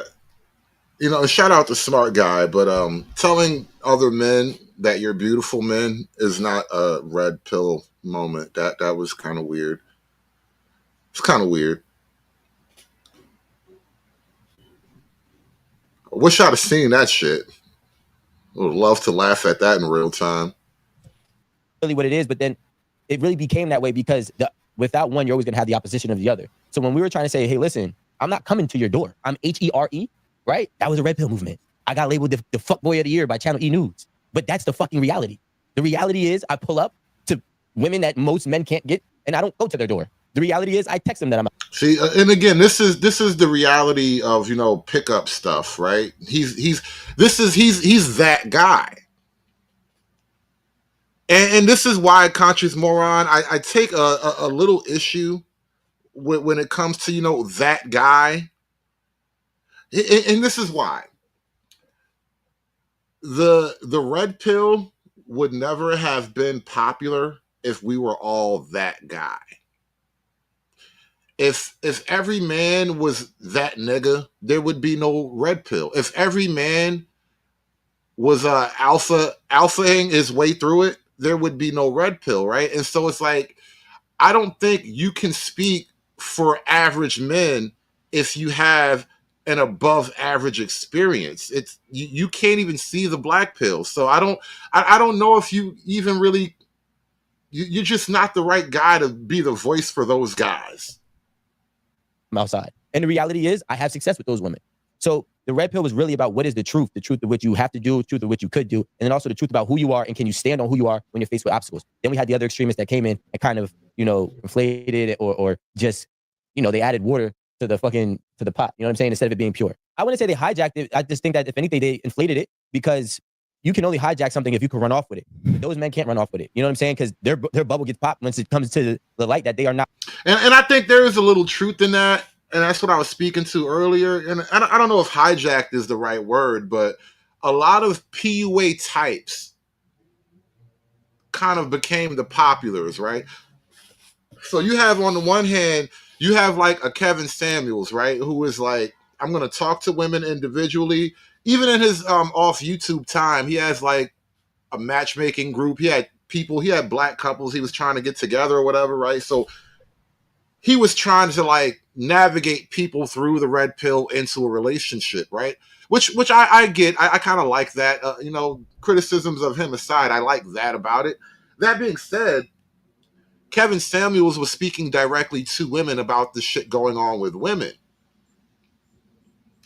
But on the other side of the red pill, you have basically guys who are like the PUA types, like, I fucked 1,000 bitches and you need to fuck 1,000 bitches too before you settle down. All this wild over the top shit, that was a fresh and fit thing. And again, I don't know if that's really even practical advice for like the average guy. Not what they speak of. And that's what the whole premise of a red pill is to be what you speak of, to be what you are. Like somebody like Andrew Tate, I'm going to assume he is who he is. You know what I'm saying? He's been faced with challenges legal from the big scale and the small scale, and he's staying true to who he is. People like the guy that we were speaking about earlier, who was, you know, bigging up men, but now Andrew Tate's another, you know, this is what I mean about picking lightning rod figures to try to shit on the intellectual content. Like the content is what it is. The intellectual truth of the red pill ideas are true. They have been kind of researched and tested, just some basic principles, right? But because those ideas are a little bit unassailable, they focus on guys like Andrew Tate. I mean, listen, Andrew Tate made his money with online cam whores and shit like that. They, you know, digital pimping, if you want to kind of be more direct about it. The average guy can't digital pimp his way into the Andrew Tate lifestyle. I mean, perhaps there's a huge grift in that. Definitely a grift. But still, Andrew Tate is not red pill. He's not the red pill. This is just people hating on other people because people are unlikable. He's seen having fellatio with men. It's like, well, that's not hijacking. That was the truth coming to the surface, and now his bubble got popped. You know, but they're both extreme on either side. You know, you have somebody like, I won't say his name, but somebody that we know well who copied our show, and he's extremely a blue pill, but he also doesn't have success with women, so it makes sense. You know what I'm saying? I have a question. Yes, sir. So, because this is kind of confusing, but it's kind of not. Can he have success with women, the person you're talking about, who I probably know, but I don't, I'm not gonna say his name. Can he have success with women in his field that makes him a red pill person to them?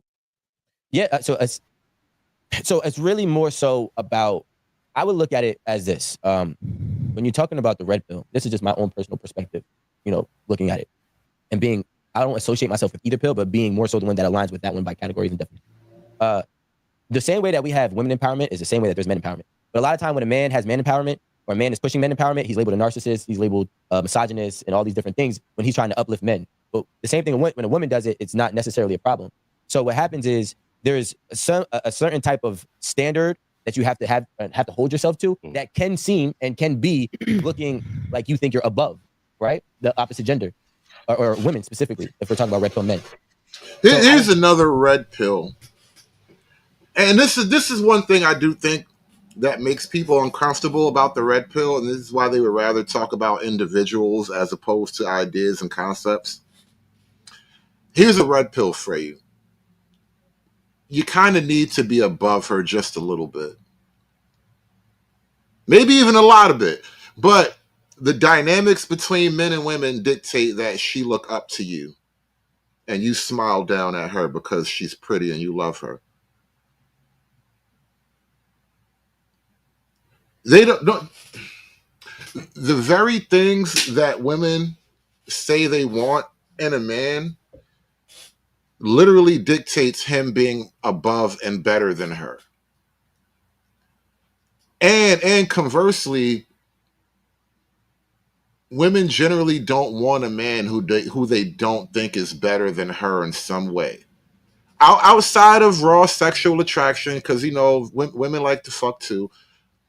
Generally speaking, women kind of like the idea of a guy who was just better than her in obvious ways.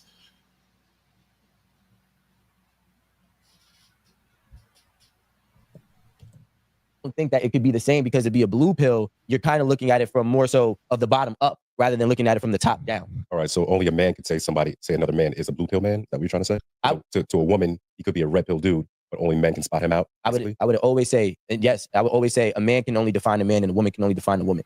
You know what I'm saying? I'm actually trying to figure something else out because I'm a little confused in this conversation.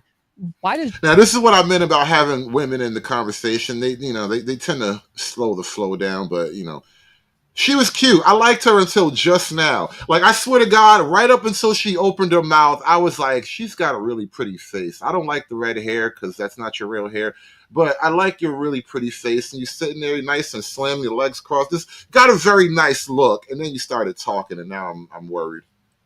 gender matter? Because there's a lot of, men empowerment, women empowerment, and cool. But why does that matter when we're talking about the red pill, blue pill? Because honestly, men empowerment is fine if you're not talking about uplifting other men in spite of women. Like, if it has nothing to do with women at all and you just want to empower men just to do that, like, then that's great, and vice versa. But why does it feel like we're doing this gender war? But this is what I'm gonna say. It's not about getting the girls. Alan is just looking at it from the bubble, right? But it's because that same man that we're talking about with that same example, she also told us on live of another example who is an extreme blue pill and he was never gonna get it. So Lou, the red hair tells me she's not really good. So, but a pretty face is a pretty face, and I can appreciate a pretty face. God knows I love a pretty face, but that red hair tells me I can't really trust her decisions in the long term. Both sides aren't getting women, and it's not getting women isn't about does it make you a red pill or a blue pill, because you can get a woman being a blue pill method or ways, and you can get women having a red pill method or ways, right? It's not about that. It's really about how do you look at yourself when it comes down to the other gender. Can I ask a question? Because now that is an interesting point. That's a very good pushback. He says when you got obvious struggle niggas claiming red pill, then it makes the space about struggle niggas. Then the truth gets dismissed as a struggle nigga movement. Yeah, very real, very real. Nobody wants to be in the struggle nigga movement. That is definitely an issue.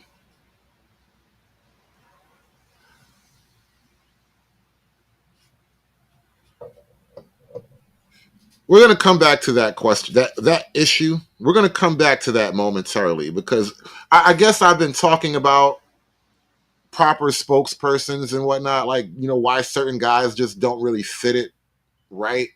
Now we're going to put a pin in that, but keep it 100. Very, very pertinent problem right there. That's real shit. I too am a bit confused, but I also can see why I might be confused. I feel like what you're saying is the red pill, when the movement first started, it was X, but it is transformed into something else. So in its transformation, do you believe that people who subscribe to that particular ideology of red pill ideology, do you think that they are more inclined to lean towards your interpretation of it, or I guess like an originalist sort of interpretation of it versus what it has been co-opted to mean? I think that 100% yes, because to this day, I can tell you yesterday, specifically speaking, and for the last 6 years, I've been having men come up to me, and they still will always be this way. Say, you say the things that we don't, right? So really what ends up happening is, and this is kind of why I'm trying to say, we get conflated and confused when we bring in the success of obtaining a woman that defines you a red pill and blue pill, and it's not the case at all. I don't think that there is an equal eye-to-eye value in either or. That's the main thing. It's either one side, men are thinking that they are the prize, they are the king, they are the ruler, the leader, and they will look down, and it has a negative connotation, obviously with the history of women and men, specifically here. And see, this is where he starts to get on my fucking nerves with his analysis, because he was almost right. But because black men been raised by their mamas for so long, we are really uncomfortable with the idea that the king looks down on the queen and tells her what to do. Down, and it has a negative connotation in either or. That's the main thing. It's either one side, men are thinking that they are the prize, they are the king, they are the ruler, the leader, and they will look down, and it has a negative connotation, obviously with the history of women and men, specifically here, or actually in the world, right? Versus the blue pill tries to be more, giving grace, looking up, bigging up the women. So like, right, looking up to women, bigging up women is inherently blue pill. And listen, women are cool. I like women. I like having women around. Some of y'all. I don't need all of y'all. But the thing is, the world bigged you up enough already. The 5 niggas that hollered at you before I saw you told you how pretty you were. I don't really need to tell you how pretty you were. You looked in the mirror before I started talking to you. You know what you look like. There's an opposite seat that they're having, right? And obviously the one who is looking up at women or putting the woman on a pedestal, they're obviously going to be nicer. They're obviously going to be more wavering. They're going to be more, malleable to whatever the preferences or the ideologies that woman that they're dealing with may have. Versus the other one, a man can become more stern. He might be more stuck in his ways. He might be more sticking to his guns, right? So that's kind of where the difference happens. So although we have a lot of noise within the space, the men who also are still saying, yo, I wish I could say this and I want to say this, they have the outlet, and it's always been that way, which is why this has even started. It started from the simple fact that men don't speak the truth to women. I had, real quick. Men do not speak the truth to women. And when I started talking to people in this YouTube space, what I realized is that telling women the truth in and of itself isn't that much of a big deal. Like, listen. If you can tell a girl that you like having sex with her, but you don't want to commit and you have other girls around, if you can actually honestly have that conversation with a woman, I don't see what's so difficult about speaking truth about women, generally speaking. Like, you've already done the hard part. Like, that's the hardest part of being honest with women. The hardest part about being honest about women is literally being honest to a woman, telling her some shit that she don't really want to hear, but she's going to accept or not. And then when she accepts it, right? Like, if you've had that conversation with a woman, which I've had more than once,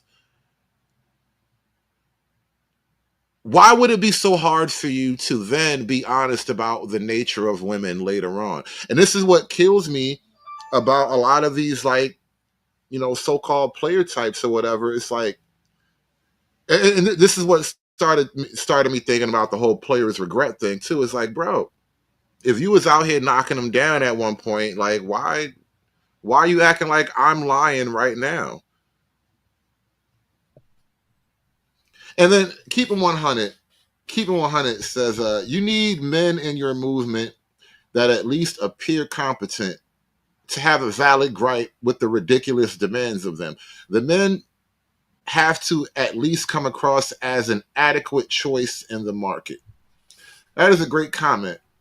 And that is a great follow-up to the question you posed in the chat, which brings me to Anton Daniels.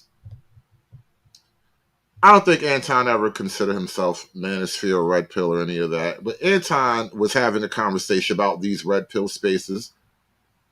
This is the title of their clip. It's over for the Red Pill spaces.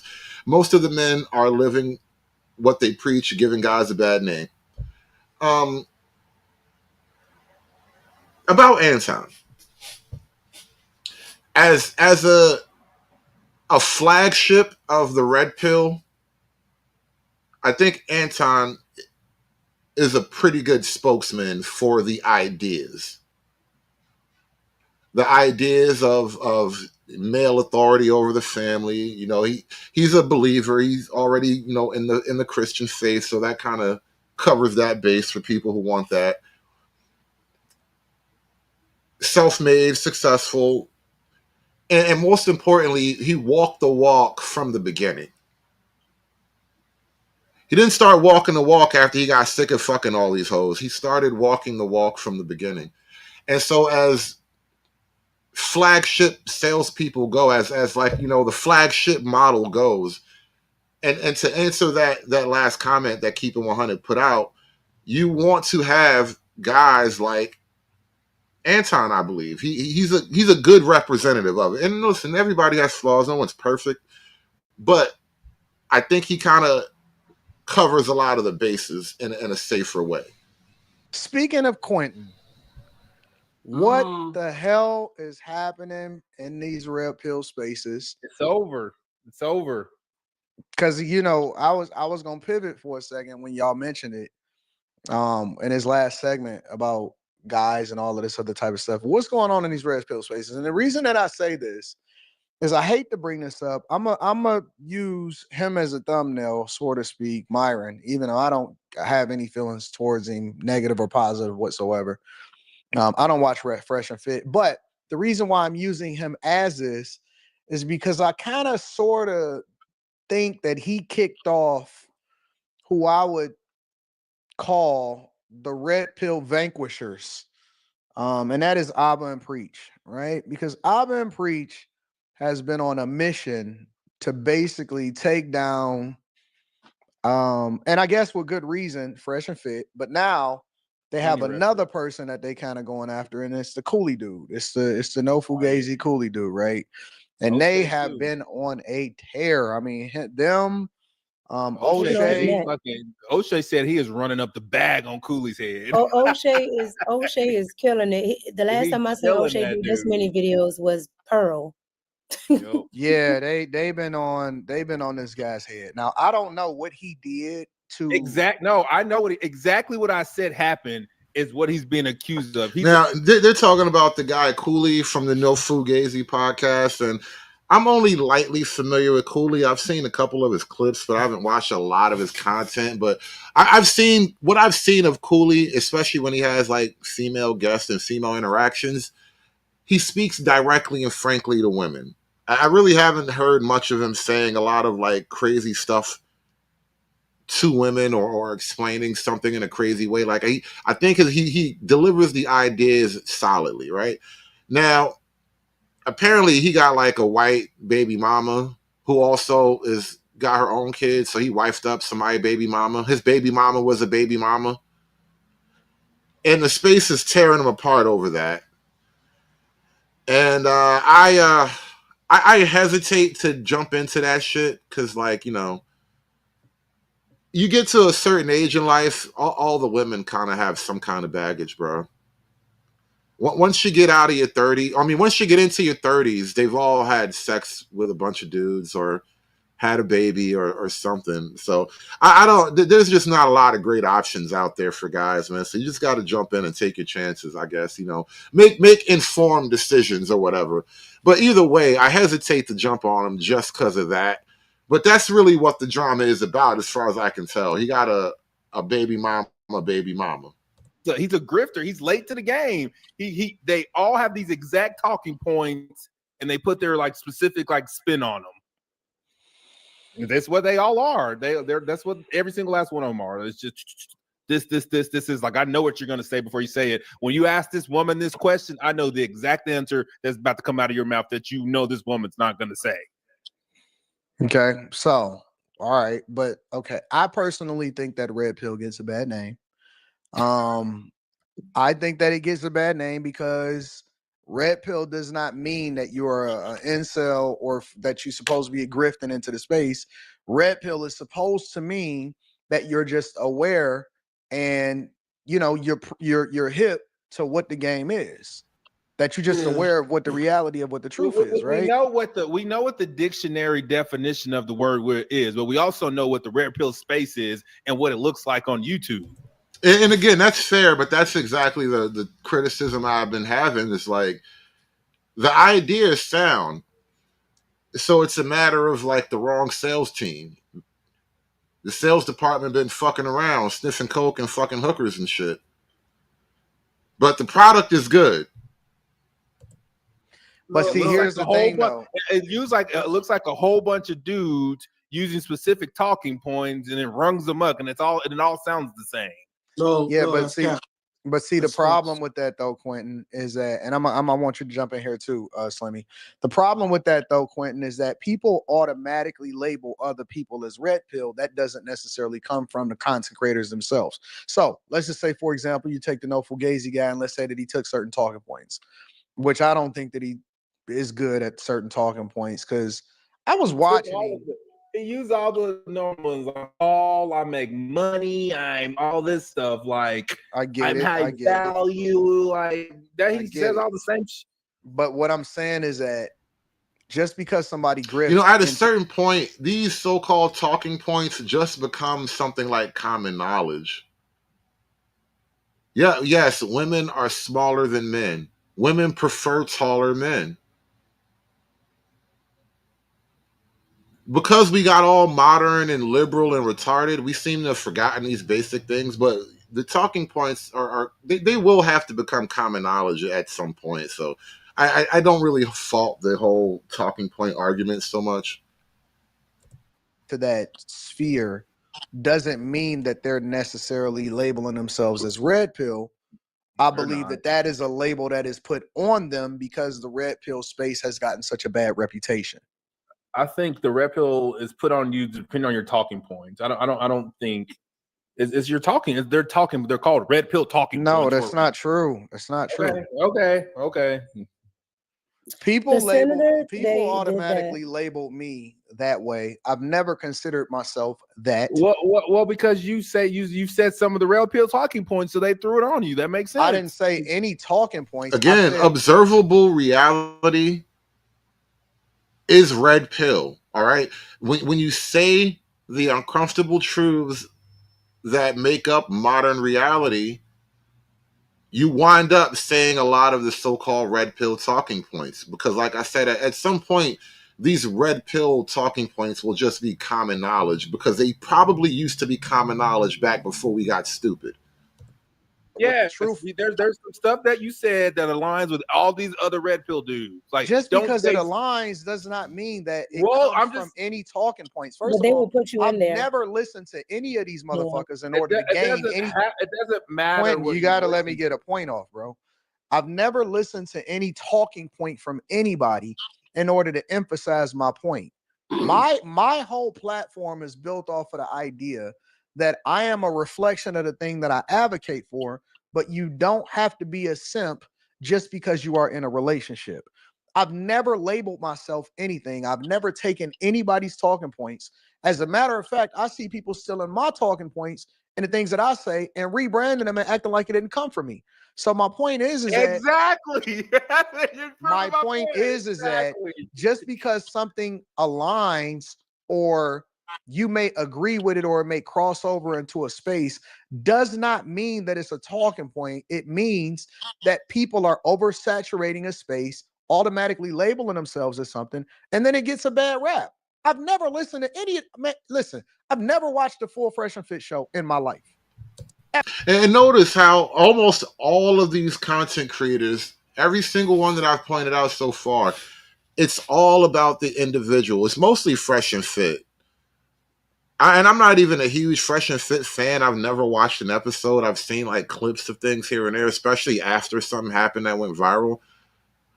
But they've generated so much hate. Like all of your hatred for like the red pill and the Fresh and Fit. I was actually arguing with Stanley. I was arguing with Stanley and this other dude HB over there on John's channel. And I had to tell him, like, bro, you really not even mad at me. You just mad at some other nigga, and I'm just like the avatar for that nigga. But people have like really deep, intense hatred or passionate feelings against particular individuals. But that has nothing to do with the simple idea of a red pill. Ever. Now, just because there may be some cross points that they may espouse, that I may espouse, but we talking to two different audiences and I don't watch their stuff and they don't watch my stuff, don't mean that it's a talking point. It means that it's the truth. If the majority of women go for men that tend to be over 6 feet tall, that's not a talking point. That is the truth. Now, people don't like that. Certain people take it. That's not. Here's the reality of it. If the red pill is based on uncomfortable or unspoken truths, then the problem of telling the truth is you're all going to wind up saying the same thing eventually. That's the problem of truth. Lies are infinite. There are any number of ways to say some fake shit. There's only a couple of ways to say true things. It's hard to make up a new way to be a real nigga. You know, there's only a few tried and true ways to do it. Not living it, that's not a reflection of it. that don't actually live the life that they say that they live, and they say, "Oh, you just a grifter," but it doesn't mean that he's red pill just because he's using that talking point. You are correct, Anton, but the problem is people don't care about being correct. People care about if they hear a key word, right? So it's just like if you say something that's, aligns with the right, people automatically say, oh, you're a right winger. We're gonna drop the link for this in a hot minute too. I feel like people might want to say some words about this. We're gonna have like a quick 40-minute, hour-long panel. Support the show, y'all. Support the show. If you haven't followed me already, you have to follow me on Rumble. I keep all my backup shows on Rumble now. We doing a Rumble backup just in case YouTube get a little frisky. Plus, YouTube don't never want me to make money. So if you want a super chat, you got a Rumble chat over there. So hit the link. Follow me on Rumble, y'all. And Cash App is in question at the moment. So support me on Venmo as well. You can reach out to me on Venmo or Rumble. And I think we got another Rumble chat. Shout out to Anunnaki with the $20 Rumble chat. He says, never make an intimate friend of anyone who is not a friend of God. J.G. Ryle. That's deep. That's deep. Let me read that again. Never make an intimate friend of anyone who is not a friend of God. And you know what? These hoes are godless. These hoes ain't got no God. Good women are dead. Evil bitches, rise up! Shout out to Anunnaki with the $20 Cash App. I mean, with the $20 Rumble chat. Thank y'all for supporting the show, man. I appreciate y'all coming out for me. Hulk! Smash!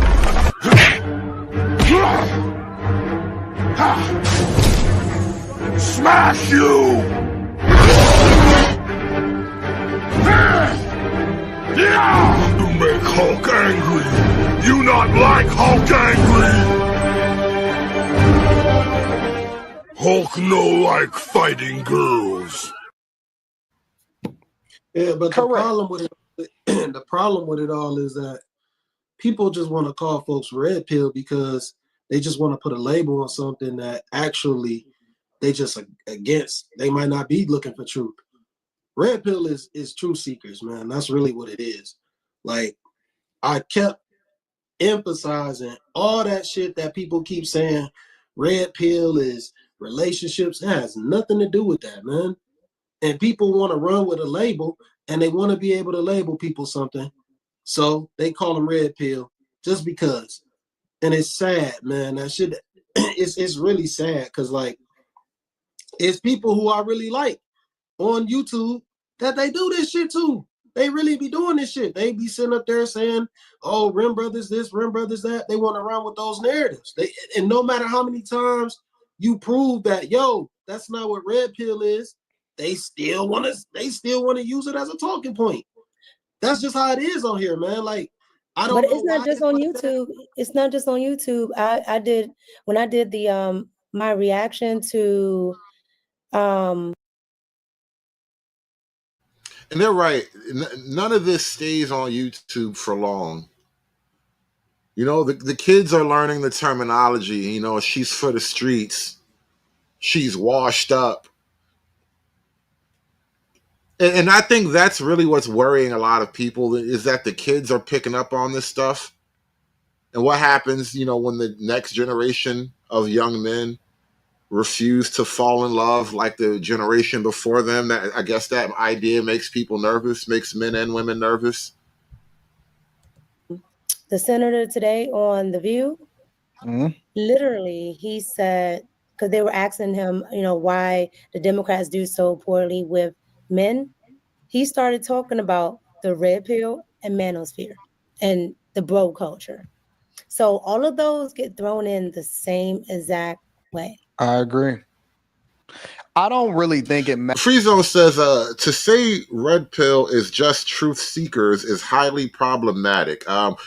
Walk me through that, Hood. I mean, Free Zone. Walk me through that. What's the problematic nature in saying red pill is just truth seekers? Because I think that's a fairly concise statement. If the red pill is about a truth, then to be red pill is, you learn the truth. You're looking for truth, maybe, but I don't know what's problematic. Explain that more to me, please. Matters about what your talking point is. Drop the link in 1 I think minute. nowadays what matters more is whether or not you're authentic. That's the only thing that matters. I don't think that anybody is worried about whether or not somebody got a talking point, unless you just copying something word for word and you just literally a clone. If you your own person, you got your own personality, I don't think it matters. I think that the thing that then makes it difficult a lot of times is that people want to know that you're not faking. That's really what it is. And as long as you're honest, as long as you're real about what you're doing, then it is what it is. I honestly, when I first seen the Cooley dude, I thought that he was a cool dude. I thought that he was all right. I mean, I knew his content obviously wasn't for me. I'm not going to consume it because I'm not the target demographic. I'm not the target audience. But I was watching, I jumped on last night because I didn't have to stream last night. And so I'm scrolling through and different accounts pull up different things, right? So when I go on a Millionaire Morning Show account on YouTube, all of my stuff is going to be politics, money, CNBC, all of that type of stuff. When I go on to Anton Daniels YouTube, I'm going to see car stuff, you know what I'm saying? All of that type of stuff. I'm going to see everything car related and then a little bit of mixture of some stuff. When I go on this account, whatever this is, the After Hours account, I'm going to see that type of content. So I seen him pop up in the algorithm. And so I clicked in and it was this guy named, what's his name? Keed? I forgot what his name was, but he was serving up the no fugazi guy, the Cooley guy, and he was giving him a verbal beatdown, I guess, on his debate night. And he started doing the same thing that he did to Fatty. He started over talking him, saying that he was low IQ, calling him names, calling him a liar and stuff. And I just realized that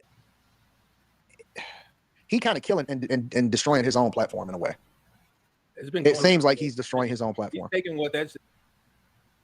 Now that's the thing I wanted to close with. I think there is a tide, there's a cultural shift happening in the country right now. We're sort of just in the beginnings of it. And there's always going to be like pushback and whatnot. But I think we're starting to hit a point where this so-called red pill wave, it just can't be stopped. It hasn't hit peak growth yet. I don't think it's even close. And so because it hasn't hit peak, it's going to keep growing. And I think by putting yourself in opposition to it, you're going to wind up looking crazier and crazier. And here's why. Here's why you're going to wind up looking crazy. And I just threw the link in the chat. We're going to have a quick, about an hour worth of panel if you guys want to join. But here's why it's going to look crazy. The internet, more so than any live stream, any podcast, the simple internet itself, TikTok, has destroyed the reputation of women so thoroughly. It has so abused the image of women in the minds of men that you really don't need a lot of actual podcasts. All you need is a camera and a mic and watch women operate without any restraint. And it's worse if you're black. I popped my balloon because there's like no physical attraction.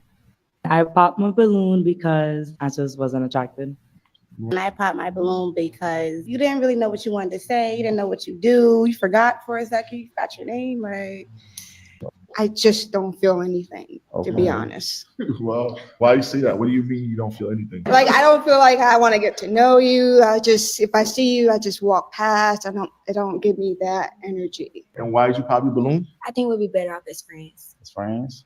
I popped my balloon because honestly, I was trying to give you the benefit of the doubt. The retwist. The retwist? Yeah. Damn. Is he your type? Yeah, it was just working for me. Yeah. Okay. Yeah, that's crazy. The sisters played me, but nobody said the type for me. This is nasty work, man. I like big and strong. I popped my balloon. It's as simple as that.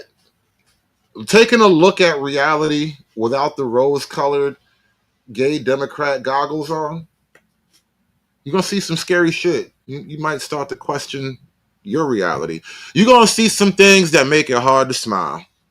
Well, we got us a panel going right now. Let me stop running my mouth. It's time to go refill my drink. We got Lion 917, True Height, Trader MBD, and of course, Dirty Folks. What's going on, y'all? Lion, you was first up, man. Any thoughts you want to share? What's good, Hood? Yeah, man. It's stuff like this is the thing I can't stand about this constant criticism of the red pill is people act like people are not experiencing this stuff outside in real life, and then coming here and having their experience confirmed, like, okay, this happened to me outside on this date or with this chick, and then you come here and then you understand why that happened. But instead, people think this shit is just on the internet. They learn this on the internet, and then they go outside and take it outside when it's really the opposite. People are learning this stuff outside on the go in their interactions, and then they come here and they learn exactly what that is and why that is. And for some reason, the red pill is for some reason just a damn scapegoat, and none of these motherfuckers even read a book or you don't understand what it is. And that's my biggest pet peeve about this stuff. Like, people immediately go to Myron, which I understand why they use Myron as a damn scapegoat, because Myron is close to Rollo, who wrote The Rational Male, which probably would. So that's pretty much. But they don't even know who Rollo is. They just know who Myron is. They don't know who Rollo is. Some do. Well, that's kind of confirming what I've been saying for a while. Like, if there are ideas, if there's an ideological flaw, I would love to hear that and point it out. Tell me, what's wrong with the ideology. But I don't really hear a lot of ideological argument, but I hear a lot of individual dislike, and those are totally different things. And one I can't do anything with. Well, I mean, what's the saying or whatever? Small minds discuss people. Yeah, I forget. Yeah, and then big minds discuss events, some to that effect. But that's kind of what I'm looking for here. Yeah, I mean, and then what is dead anyway? What does that mean? Like, hip hop is dead. Email marketing is dead. But it still happens every day. Still happens. Yeah. Nas had an album that said hip hop is dead over 10 years ago. And Well, how many albums have you released since then? Yeah. It was 20 years ago. That's why I brought it up, because it's like, people say this stuff, right? Oh, this is over. This is the whatever app killer. This is this. It's just how people talk or whatever. It's really small minded, and most people don't actually deal with ideas. You know what I'm saying? They're just pointing to the people. And Trey, like, one of the reasons why I was saying in the chat, and maybe it didn't come over with the thing. It's like, Myron is brought up because they don't like Myron. And he's an easy figure to be like, hey, look at this guy. I don't like this guy. Here's why I don't like this guy. And they can go down the list, right? Whether it's warranted or not. You know what I'm saying? And then, like, there's some things that he's been, like, kind of hypocritical on. But I don't necessarily have an issue with somebody being a hypocrite as long as they're honest. Because if I know where to put you or where to slot you, that's all I care about. Yeah, and I was actually going around. No. Like now, I might not trust you in certain things, but I'm just saying, the honest hypocrite was wild. Honest hypocrite was wild. That's all I'm saying. That is oxymoronic. But Trey, you was next up. Hold on. Trey, you was next up. Jump in there before we kind of move too far past.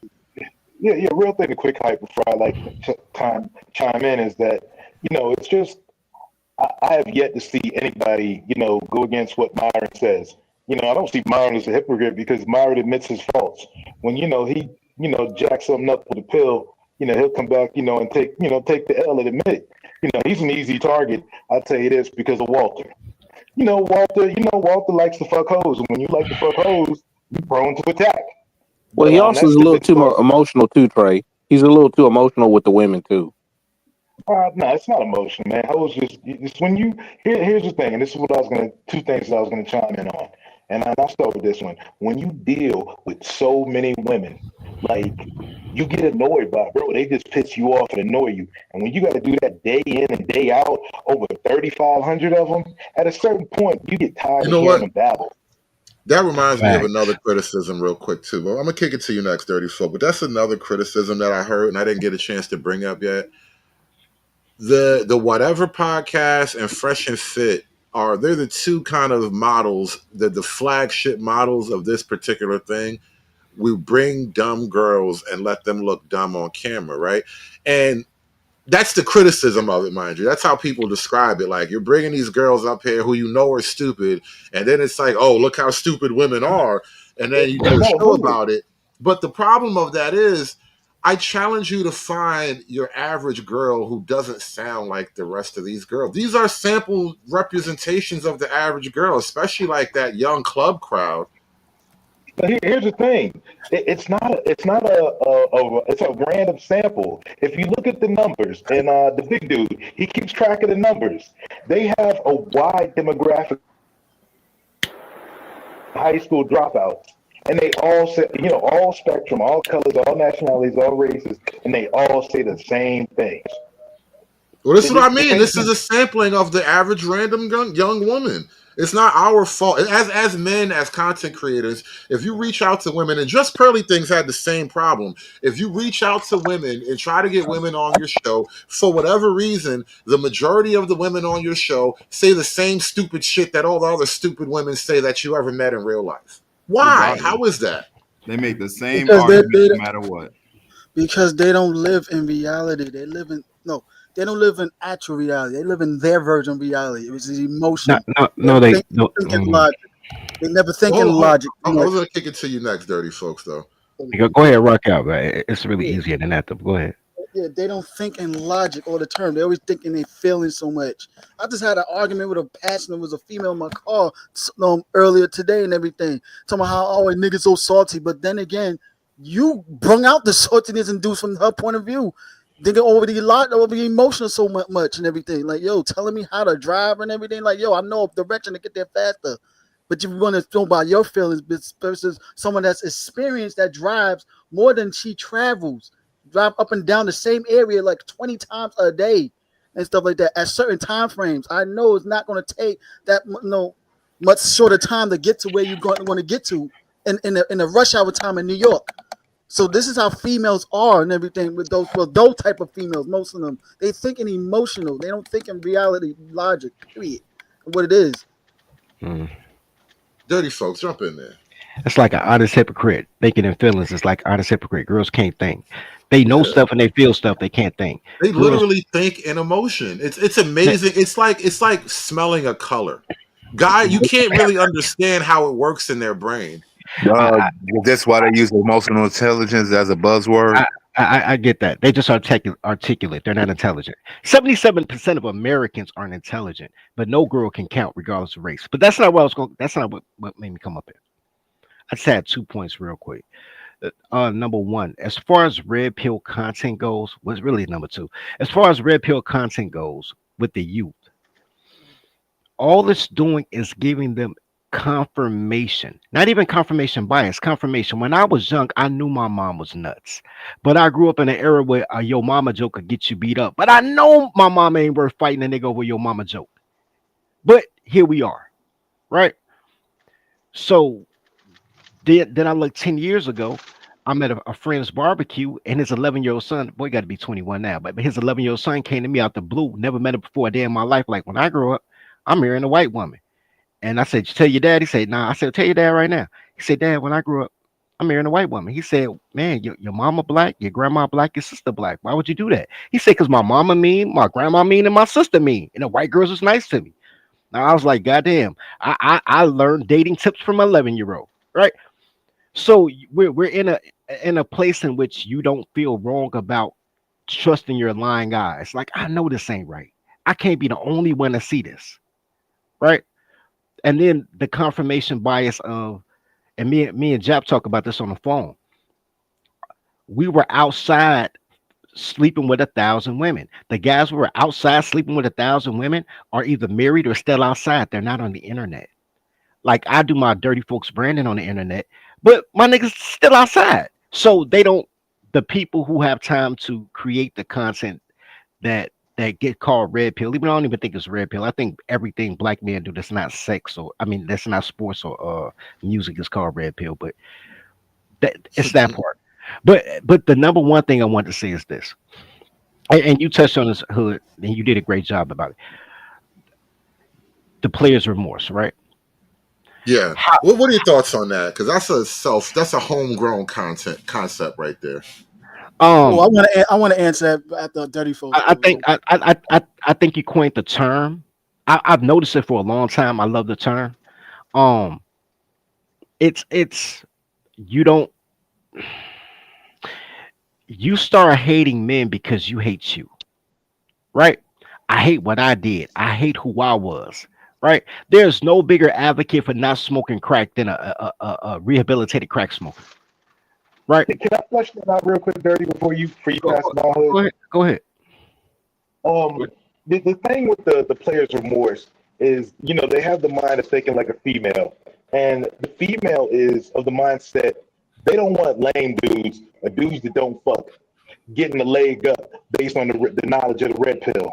They don't want that because they need the lames around for the stepdad pipeline. They need the lames to remain clueless, so when these chicks go past the wall, somebody will be there to swoop in on them. And it's to say, I hate to say it, but niggas like Sub and teach whatever his name is, Chuck, think the same way. Damn, I don't want these niggas to do what I did. Nah, man, you don't need to do that. Man, fuck that. No. Let me teach these young dudes how to do exactly what the fuck I did and run through these holes so they'll get a leg up. Man, like Barry Sanders. But here's the thing. It's not even about the women. I don't even really care about women with clothes on. My whole thing is not to get killed by a dude over a chick. So when I listen to this, I'm like, you will kill me over a chick. You'll kill me over a chick, bro.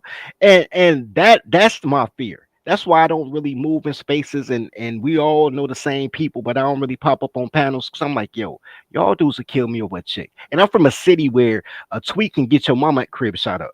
You know what I'm saying? Like, I don't have time for drop your location shit. So I just avoid them. In real life too. My issue is with the player's remorse is I have never slept with a girl that didn't want to sleep with me back.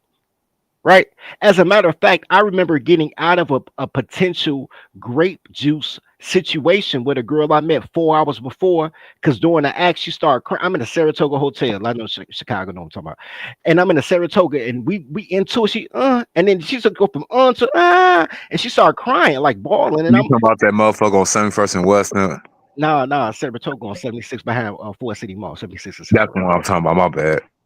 And I'm in it, and she started crying while I'm in her, and I stopped mid stroke, like, what's wrong? She was like, I'm a hoe, and I'm like, shorty, if you a hoe, I'm a hoe, cause we here together. And I had to stop and hold her like we was singing a Vaughn song. And Like, I cried, she cried, we cried together. so it's not like with people that don't want to be with you. It's not like he was a super Mac. You were just at the right place at the right time with the right line. You weren't like doing some major shit. Me and my niggas sleep with the same girls and don't know it till we compare stories 4 years later. I'm like, yeah, you hit that too. Same hoes, because they got a type, and we laugh about it. We don't tell them, oh man, you shouldn't be with the same girl. She got a body. For us to have bodies, the girls got to have bodies. That's kind of how life works. Nigga, we be like motherfucking Mister and Suge Avery husband chopping it up about how we used to do this hoe. That's how we get niggas in Chicago get down. Well, I mean, like, that's how stuff used to sort itself out, though. That's how stuff used to sort itself out. People used to be like people. Now, I was gonna say you was next up, Mister. I was gonna kick it to you real quick. You know, these so hell of a guys, with hell of a past, they did the women so wrong. Now they got the enlightenment. Now they want to go ahead and try and mend their ways, but they negate the fucking fact that with the so-called Bible, these tribes got free will. And ironically, motherfuckers keep on forgetting that they got free will and carte blanche freedom in America. They can do whatever they want and fuck whoever they want when they got well pleased. So how is they still a fucking victim? That's a whole tribe that I'm trying to fucking figure out. Like, damn if we do, and also damn if we don't. But this is the thing I always say about dudes that got that played remorse. I'm putting quotations because every time I hear dudes like that, always looking with a side eye, and my mind's like, nigga, please shut the fuck up. I guarantee if Alonzo Curry was alive today, and I know Steve the Dean, Lucario, Ron Wills, they call out motherfuckers like that. Why? Because look what they did versus how they play the game. R.I.P. ARC. Wait, real Exactly. quick, let me ask you a Not the question. players remorse type shit. I don't want to. Before you go, Let me ask you. I want to add on to that. I find it ironic.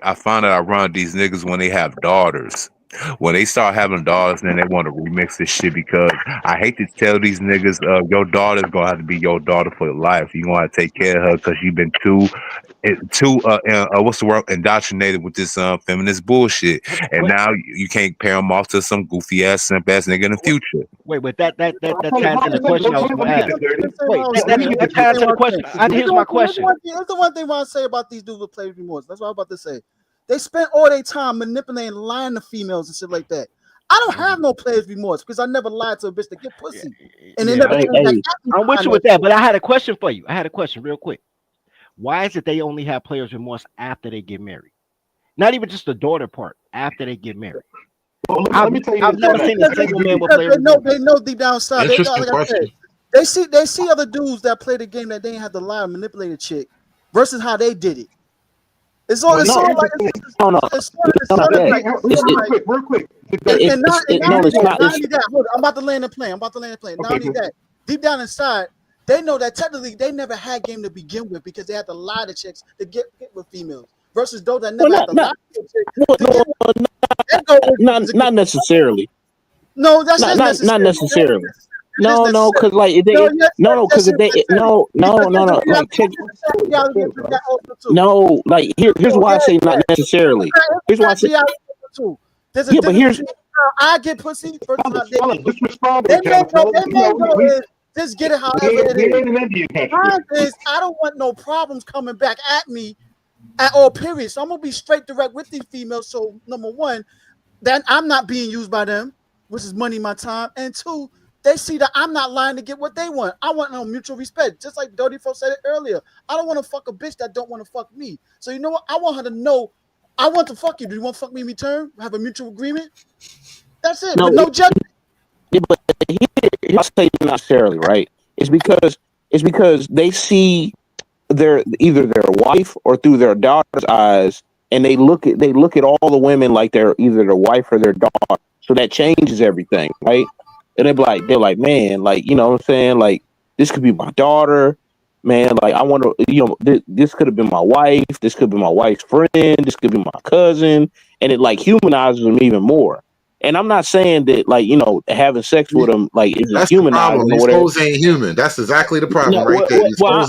I'm just saying, I'm just saying they probably shouldn't be looking through that type of lens. Like, not that broad anyway. You know what I'm saying? You be like, hey, sex is. Listen to Alonzo Curry. He always talked about the Madonna whore complex. This is these type of guys. They always I got you on that. Whoa, is there a male version to the Madonna whore thing? Well, there's different like different complexes and stuff like that, but most people don't go that far, man, because they don't look at dudes as human.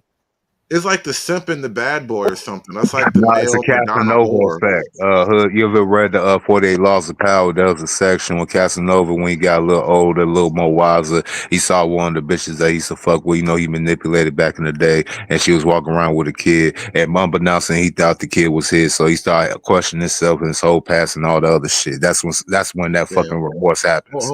But Bernard just dropped off, and I was gonna give him the floor. Bernard just dropped off. Let me kick it to Freeman's Journal real quick, because I want everybody to at least have their say first before it turns into a Royal Rumble. Well, yeah, like I showed with that tweet, the only thing I have really with red pill content, like the delivery, is the nihilism. Shit is like, it's loserdom. Say what you care. Straight up loserdom. Yeah, I wanted to get to you anyway, Freeman, because that is a problem that I can understand. I see that, and I've heard that criticism. I've spoken about that before, but talk about the nihilism angle, because that is an issue, I believe. I mean, people call it like black pill just because it's like, oh, it's black pill. You're just accepting reality. That is inherently unmasculine, right? Men go out and conquer things. They change things. They take from other men. They suit the environment to their needs. right? That's what you do. You don't sit there and just be like, oh, well, they're not gonna get marriage back until they change the laws. Who in the hell is they? They is you, fool. I mean, no one's gonna do That's it not the but red you. pill, Freeman. That's not the red pill, Freeman. But bro, what did I say? I said content delivery. I'm not talking about the praxeology. I can separate the two things, right? So the delivery, content delivery, and they're just men are just freebasing their own frustrations. These guys aren't leading anybody to victory. It's just like at most you can get is basic male whoredom, right? There is no building families. There's no building society. There's none of that. It's just, well, if you one of the guys that can't get it, oh well, you're just I think fucked. that's why the PUA types like the Myrons and whatnot, that's why they kind of blew up the way they did, because there really isn't much path to victory that most people can plot out. Especially like, I don't want to be like this big time guy with 1 million fucking subscribers telling guys like I know the way to victory. I'm not sure either. Shit.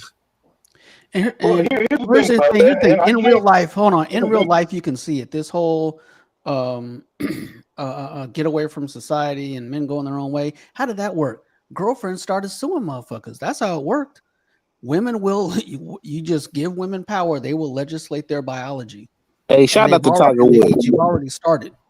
Yo, They've already started. shout out to all the men that's waking up. They taking they are basically being selfish. They're robbing a woman, being able to divorce grape them and take all their money in the future. Shout out to them.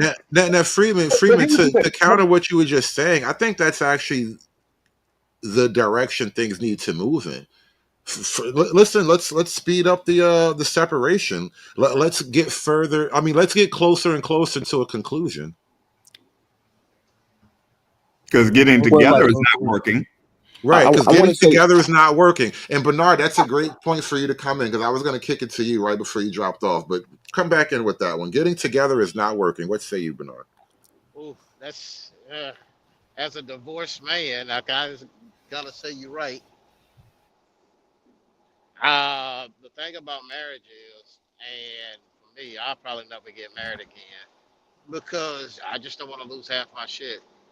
I got away scot free the first time, but now I'm in a much better position in life. So for me to put that on paper when no fault divorce, if she decides she want to leave, I'm back at square zero. Well, if you don't mind me asking, how old are you? Here's the thing. I want to answer also too. Go ahead, Freeman. Hold on, one at a time. Freeman asked, "How old are you?" 42. Oh, and you already have kids? Yeah, I got 2 daughters, 16 Oh and yeah, bro. 15. It makes no sense for you to. But here's the thing. I was the same way. Divorced at the exact same age. And I did it again in 2020. But here's the reason why I rock with Myron is this. Myron's saying exactly the same shit Trader MVD said for 6 fucking years till Myron came out.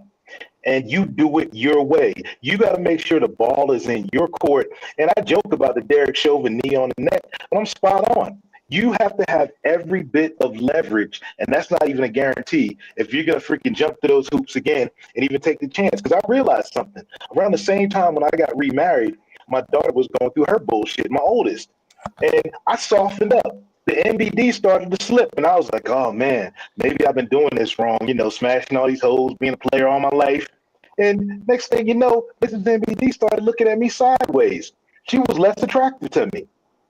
And I was like, shit, women really do love the bad boys. Why the fuck am I going to stop now? I turned back into who I fuck I was, and she went back to normal. It's just reality of what it is. What y'all think about Travis Hunter? How quick y'all think he gonna be broke? No, 7 years max. I don't think he'll be Travis broke. Hunter is your future Will Smith. But he we like I just hope he doesn't turn bitter, man. Whenever if it does go bad, I hope we are wrong. But man, like I recognize too many patterns, man, to look at that and be like, yo, this got all the makings, man. This got the recipe. Original recipe. That boy gonna wind up losing. That boy gonna wind up losing 80% of what he got dealing with this chick. Period. Well, buckle up. I think if you have one domestic, all the endorsements go away. Exactly. He never signed. He never made this bitch sign a prenup. He never got shit that's in his business name, whatever entity, so he could get it paid in the trust, so they won't be able to touch his shit in the divorce. So like how that soccer player that put a shit in his mother's name and shit. Yeah, but That's one of the smartest the things. mom's the one that did that though. Like so, Yeah. like what is Travis' mom doing that for him? Probably not. No, she probably don't even know. Man, she said don't it was. know. Didn't she say he was a mistake or something like that? Oh, did I read heard that wrong? His mom warned him about her. Ain't his girlfriend pregnant? Wait, he knocked the bitch up. That hasn't been cooperated yet officially. Man, I hope not. I mean, it's only a matter of time. They married after rookie minicamp. He already got the date and all that stuff, and he ain't listening to nobody. It's only a matter of time. Sigma Jones gotta in the face chat. facts. Hold on, real quick. Sigma Jones in this chat says breaking news: the Madison school shooter is a girl who hated patriarchy, which is why she shot up a Christian school. Because Oh wow! Whoa, or white patriarchy. Well, Right, I yeah. was Apparently, a crazy. girl who hated patriarchy. Wow, that's wild. Nah, CNN did Well, rumor. I was wondering why they didn't. When was this? Today, I was wondering why they didn't have the description. I'm like, why they release a description? Wait, hold up. I've seen this. I got too much pattern recognition to know about this one. Oh, I've been on the road all day, so I ain't been paying attention to my phone. I think it happened today. There was a school shooting in Madison, Yeah, Wisconsin. yeah, it I was thought this it was afternoon. Milwaukee. It was Madison. All right. At least I thought two it was- dead, 6 injured, juvenile suspect dead. I thought it was 5. I thought it was 5. No, it said it was Can I go on a rant real quick? Hey, real quick, before you do, can you pull up Jenny V's last comment, if you don't mind, Hood? Like, I'm sorry, but you have to use both, fellas, because your brain, I'm sorry, you gotta like use your brain and lay it down right, because she has to have the ability, has to know that she ain't the only one. Whether it's just hypothetical or in fact she really is. She can't be the only one. No. Number one. Jenny got clothes on. I love you, Jenny, but you got clothes on. Number two, nothing about that situation had anything to do with using your brain, because everybody with a brain, like, yo, get a prenup, don't be with her. He's using his heart. Ain't what y'all say? You want to see a man's sister side? He's using his heart. He's everything y'all say y'all want a man to be, and y'all don't like it because he a sucker, and y'all like suckers until y'all get a sucker and get lollipop. So Well, his mom raised him. His mom raised him to be a mark. It's the chick that's called to identify as a non-binary or transformer community. Yeah, this is the shooter who hated the patriarchy. Is a female who transgenders as a male, and they hate the patriarchy because that's what bitch ass. AKA reality, the dudes wasn't look at me like how the other hot girls was. Hey, what was born at? Like a female incel. A female incel. But you know what's Before y'all go on y'all rant, I just want to say one more thing. That's a hem cell. Jenny, if men use their brains instead, Jenny, if men use their brains instead of they dick, 95% of y'all would never get a man. Facts. You're lucky that we lust, because none of y'all interested in clothes on. Lust is the reason why most women aren't cold tonight. I hate to say this. What's between our heart and our dick? Our gut, and we listen to that first. And if our gut feelings lead us astray, we we gone. But 9 times out of 10, we listen to our gut. It never lead us wrong. So yeah, The problem with that is your gut's way closer to your dick than your brain. There's a lot of space between your gut and your brain, but your dick is like right there. I said your heart. Your heart. Hey, real quick, fellas. There's a fair distance between your heart and your dick. I mean, you my girl. Hey, Travis is only doing one thing. Travis is following the Ben Shapiro, Matt Walsh, TradCon plan. He's using that to wipe up a thought. Me and love. This is the propaganda though. This is the propaganda though. He wants something so bad that he probably didn't have, so he's forcing something that doesn't exist, and nobody's like. Well, I mean, there's people around now. Everybody is like.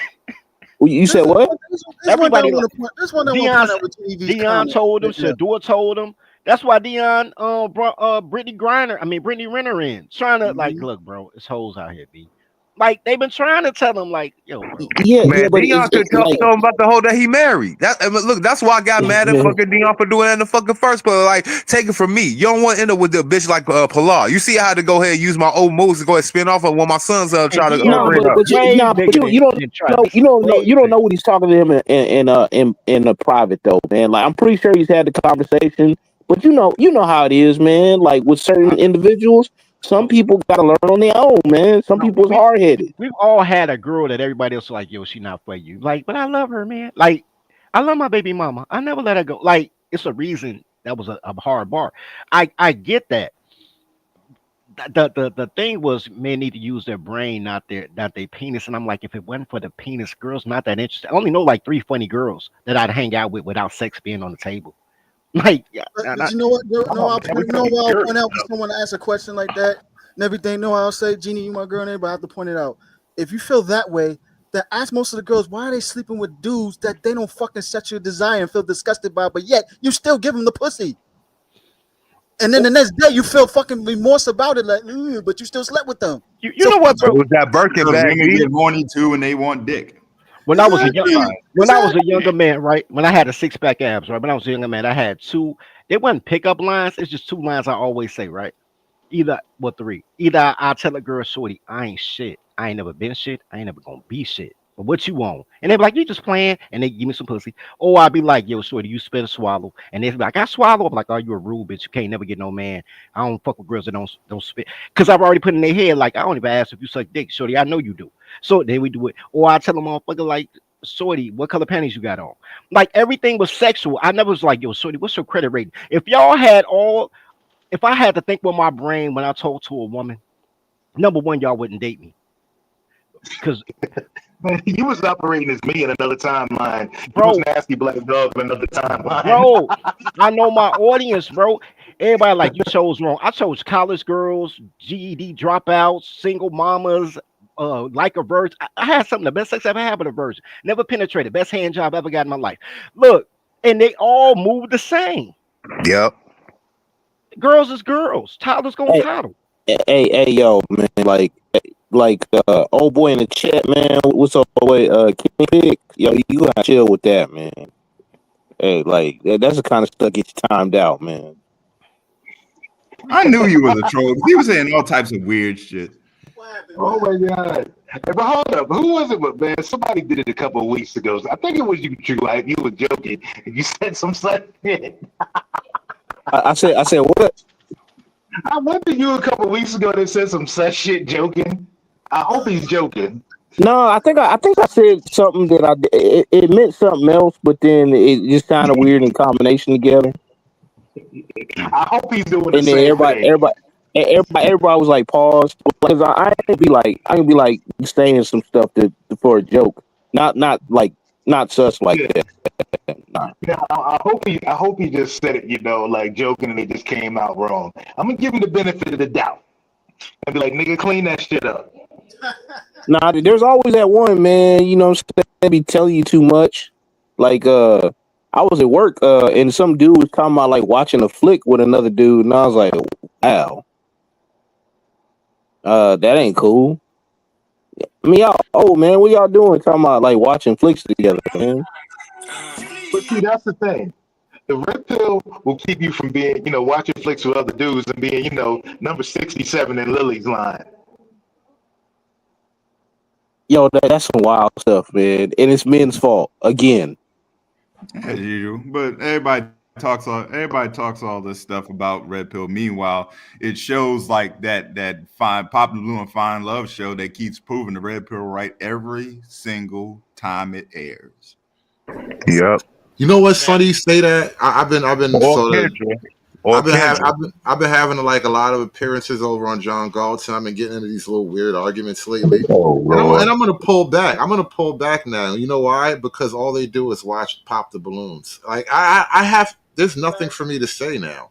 Sooner or later, the sheer reality of it will just weigh down on you.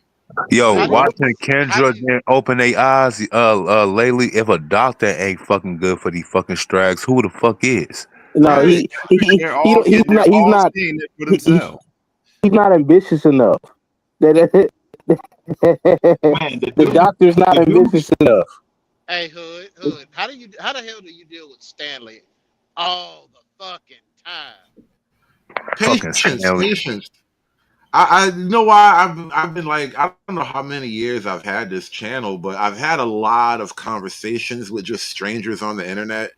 And I used to like get excited in the moment, and now I try to fight that in myself because to get passionate in the moment is to lose focus. And so I try to just not match the energy. And that's how you kind of keep, without, because then you want to get into a shouting match with some crazy old nigga that's like alone in this house. He probably never talks to anybody else but you. Like, I try not to like lose my shit because he lost his shit years ago. He And sound after a couple of years of doing that, I figured it out. he sound like the black kid on Malcolm in the Middle. Oh, I mean, hey, what old girl I say left the him other alone day, because Hood? he's a Navy war vet, so I leave him alone. Who knows what kind of Agent Orange asbestos he got hit with on them boats? No, that's Nah, another but thing too. Like, mm, I genuinely try to have sympathy for people because, like, it's weird. This is beyond any pill, but it's a personal thing. Try to let go of like negative shit, right? And so I try to have sympathy for people, even though he's a fucking unbearable asshole. He's probably an old guy who doesn't really talk to people that much, and that's a well, sad thing. And so hey, Who? I try not to let hatred build up for sad people. Who hey, you Hood, talking about? old girl exposed it, man, the other day when she made her observation. I did, bro. You heard me on the channel. She Yeah. said that shit, and I lost my mind because she was like, "Yeah," because it was this lady Lindy Lou over there, and she was like, "Yeah," because Stanley's like, he's in the house at night, and there's nobody in the house with him all night long, and I lost my mind because we were just they were coming at me crazy, and then Stanley tried to say that like before he got married at 40 years old he was out there knocking them down. And I'm like, ain't no fucking way. You was a Ain't no 40-year-old way. virgin. Why are you Ain't out here acting like there's not a problem with you being a 40-year-old virgin? And so later on in the show, Lindy's like, yeah, Stanley's, he's alone at night by himself. There's nobody there with him. And I was like, what the fuck did you just say? Because you just let the whole game out. Like, he's really a sad old guy with not a lot going on. And so it's okay for him to be crazy. I don't need to be crazy with him. Here's the Hey, problem with hey, dude. Hood, Here's the Hood. problem with a dude like Hey, that and hey, everything. hey, He wait, probably have real no quick, real problem. quick. Go Real ahead, quick, go ahead. breaking news. Derek Chauvin's lawyer allowed to examine George Floyd autopsy samples. Here it comes. Man, Let that Look man to the knee. give Look him to the knee. give him three. The If golden that was knee. a Man, federal The crime, golden Trump would have knee. pardoned him too, bro. If that was a federal thing, Trump would have got him up out of there too. yeah, give well, him he three. can But get Look Hood, to Trump. the knee. You mean Biden? Man, Trump Daniel can take but Kennedy away. Hood, and this Derek is what I Chauvin would need to say. do a show together. But, Trump All but right, can Hood, let's take do this, away it. the this, civil yeah. charges, the civil Uh, rights violation. He Let- can do that. And what I hope he does is withhold state funding from Minnesota, withhold state funding from Minnesota until they give him a pardon. That's the best way to do it. That's hardball. That's how you use power. but Hood, I tell you what what, I would say to that dude you was just speaking of and everything. Number one, and that's his own demise, like the way he's at right now. Number one, we don't know how he's getting with these females to get some ass. Remember, there's different very ways of how dudes is getting ass these days. And two, he doesn't know how to keep them around and stuff I also too. So they might Well, have fucked him once, realize how what I made a mistake, don't want to fuck with him again, and it keep repeating patterns over and over, and he doesn't wonder why I can't even at least keep at least a roster of 10 girls for a while around me. the, Hey, He ain't got no hey, sandwich, bro. Exactly, he got that no You know what? VA, so he ain't hey, got No, no no, sandwich. that VA no. checking that retirement check, he pulling in at least 6 a month without doing any work. This is a sandwich thing, right? So They do a no, paper. he just described me at 18 years old, my nigga. My my neighbors came to me was like, look, bro, you got a lot of hoes, but it ain't the same hoes. Why you ain't never sleeping with these girls more than twice? You know why? Because you're cheap, nigga. You're cheap. You fucking them and taking them home. You don't even give them a hot sandwich. And I thought she was lying because my neighbor fat. And I was like, I ain't gonna believe you. And then they had a tribunal, like all the girls on my block, it was like six of them. They had me in a circle, like, nigga. Not even a pizza puff. Like you gotta feed them. How you gonna fuck them and not feed them? So that's why I got the 2 taco thing now. Then it was pizza puffs. Then it was then there's something else. You got pressed by a bunch of fat bitches. Not all of them. No, the first one was fat. That's why I believe him. But all of them was fat. The first one, I'm like, little fat juggernaut move out, man. You know he had to smash a couple of them. That's why they formed a council on that nigga. They called the Sisterhood Tribunal. I ain't even do nothing. You always said I didn't do nothing. God damn it. Pull a Shaggy, man. It wasn't me. It wasn't me. Nah, All you man. need a pack of Oreos and trick on that fat bitch. I ain't do that. Man. I don't do big girls anyway, but I sure don't do the neighbor, bro. That's way. Gold Puff will love you. Get the app Gold Puff. They'll love you. Hey, bro, look, that sandwich work. Look, all these girls be like, you need to make $600 million a minute and take me to France every Wednesday. I'm like, shorty, I got 2 tacos. I love tacos. Look, I don't believe none they say, bro. That sandwich thing work. I want to raise one last issue before we kind of wrap this up because I do have to make a hard break soon. But it's probably shame on me for waiting so long to bring this up. But fuck it, who's perfect? Families, fucking families. Now, it is my belief that this space started not so much that men couldn't get pussy. I mean, there will always be guys who just can't score. I don't think that's the reason why spaces like this came together. I think the reason why spaces like this come together, why there are so many men who resonate inside of the red pill spaces, are because in one way or another, their dream of family was either blocked or simply snatched away from them. And the situations around that, the scenario around that, the facts of how that came to be were incredibly unfair to the man. And I think that's the heart of it all. And this is another reason why I'm not fond of the whole player pill guys, because you're not the guys at the heart of this thing. Getting pussy was your main concern for most of your life.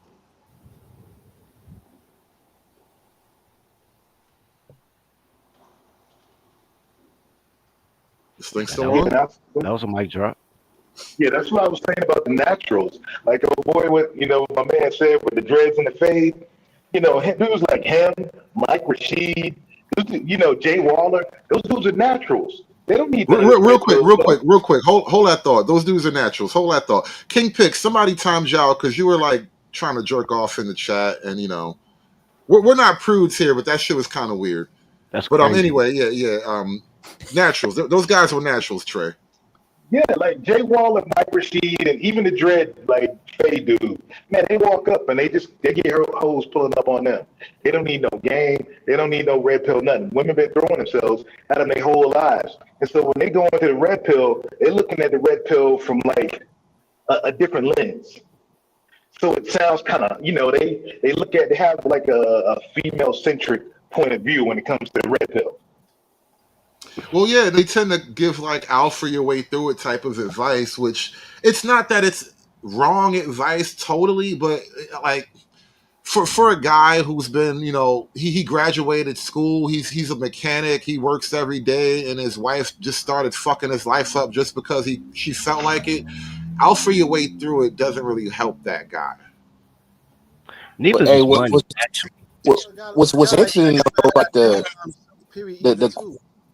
what was interesting though is the quote successful dudes whoever in their career paths and all that stuff, they just wanted the quiet wife are starting to have more issues now. You know what I'm saying? That was my issue. That's what turned me dark, bro. But see, this is another thing with guys like that. Do they actually have leadership skills? Working hard as a man in general and everything doesn't mean you have leadership skills. Wait. Whoa. Do not. Don't go. Nah, bro. Yes, I Yeah, will go there. I went but there. wait. You tell me a captain in the industry doesn't have leadership skills? Whoa, whoa, hold on. No, no, no, no, no, no, no, no, no. I think Mel, when you frame it around leadership skills in this tiny microcosm of a man versus a woman, if you take this dick, I'm your leader, bitch. I don't get. There's no other recipe around that. That makes me the leader by the Not laws on, of God not and No, man. why don't you reframe it this way, woman? Why don't you earn this dick and see if you're worthy of it? now I'll even go that I'll give you that because people I'm not appreciate going to what just they give pay dick for. to any female. They got to be worthy of this dick. People That's an appreciate what they pay argument, for. Mel. That's an I'll argument. give you that Female argument. be busting back with their I'll make pussy. that argument with you. But here's the issue, right?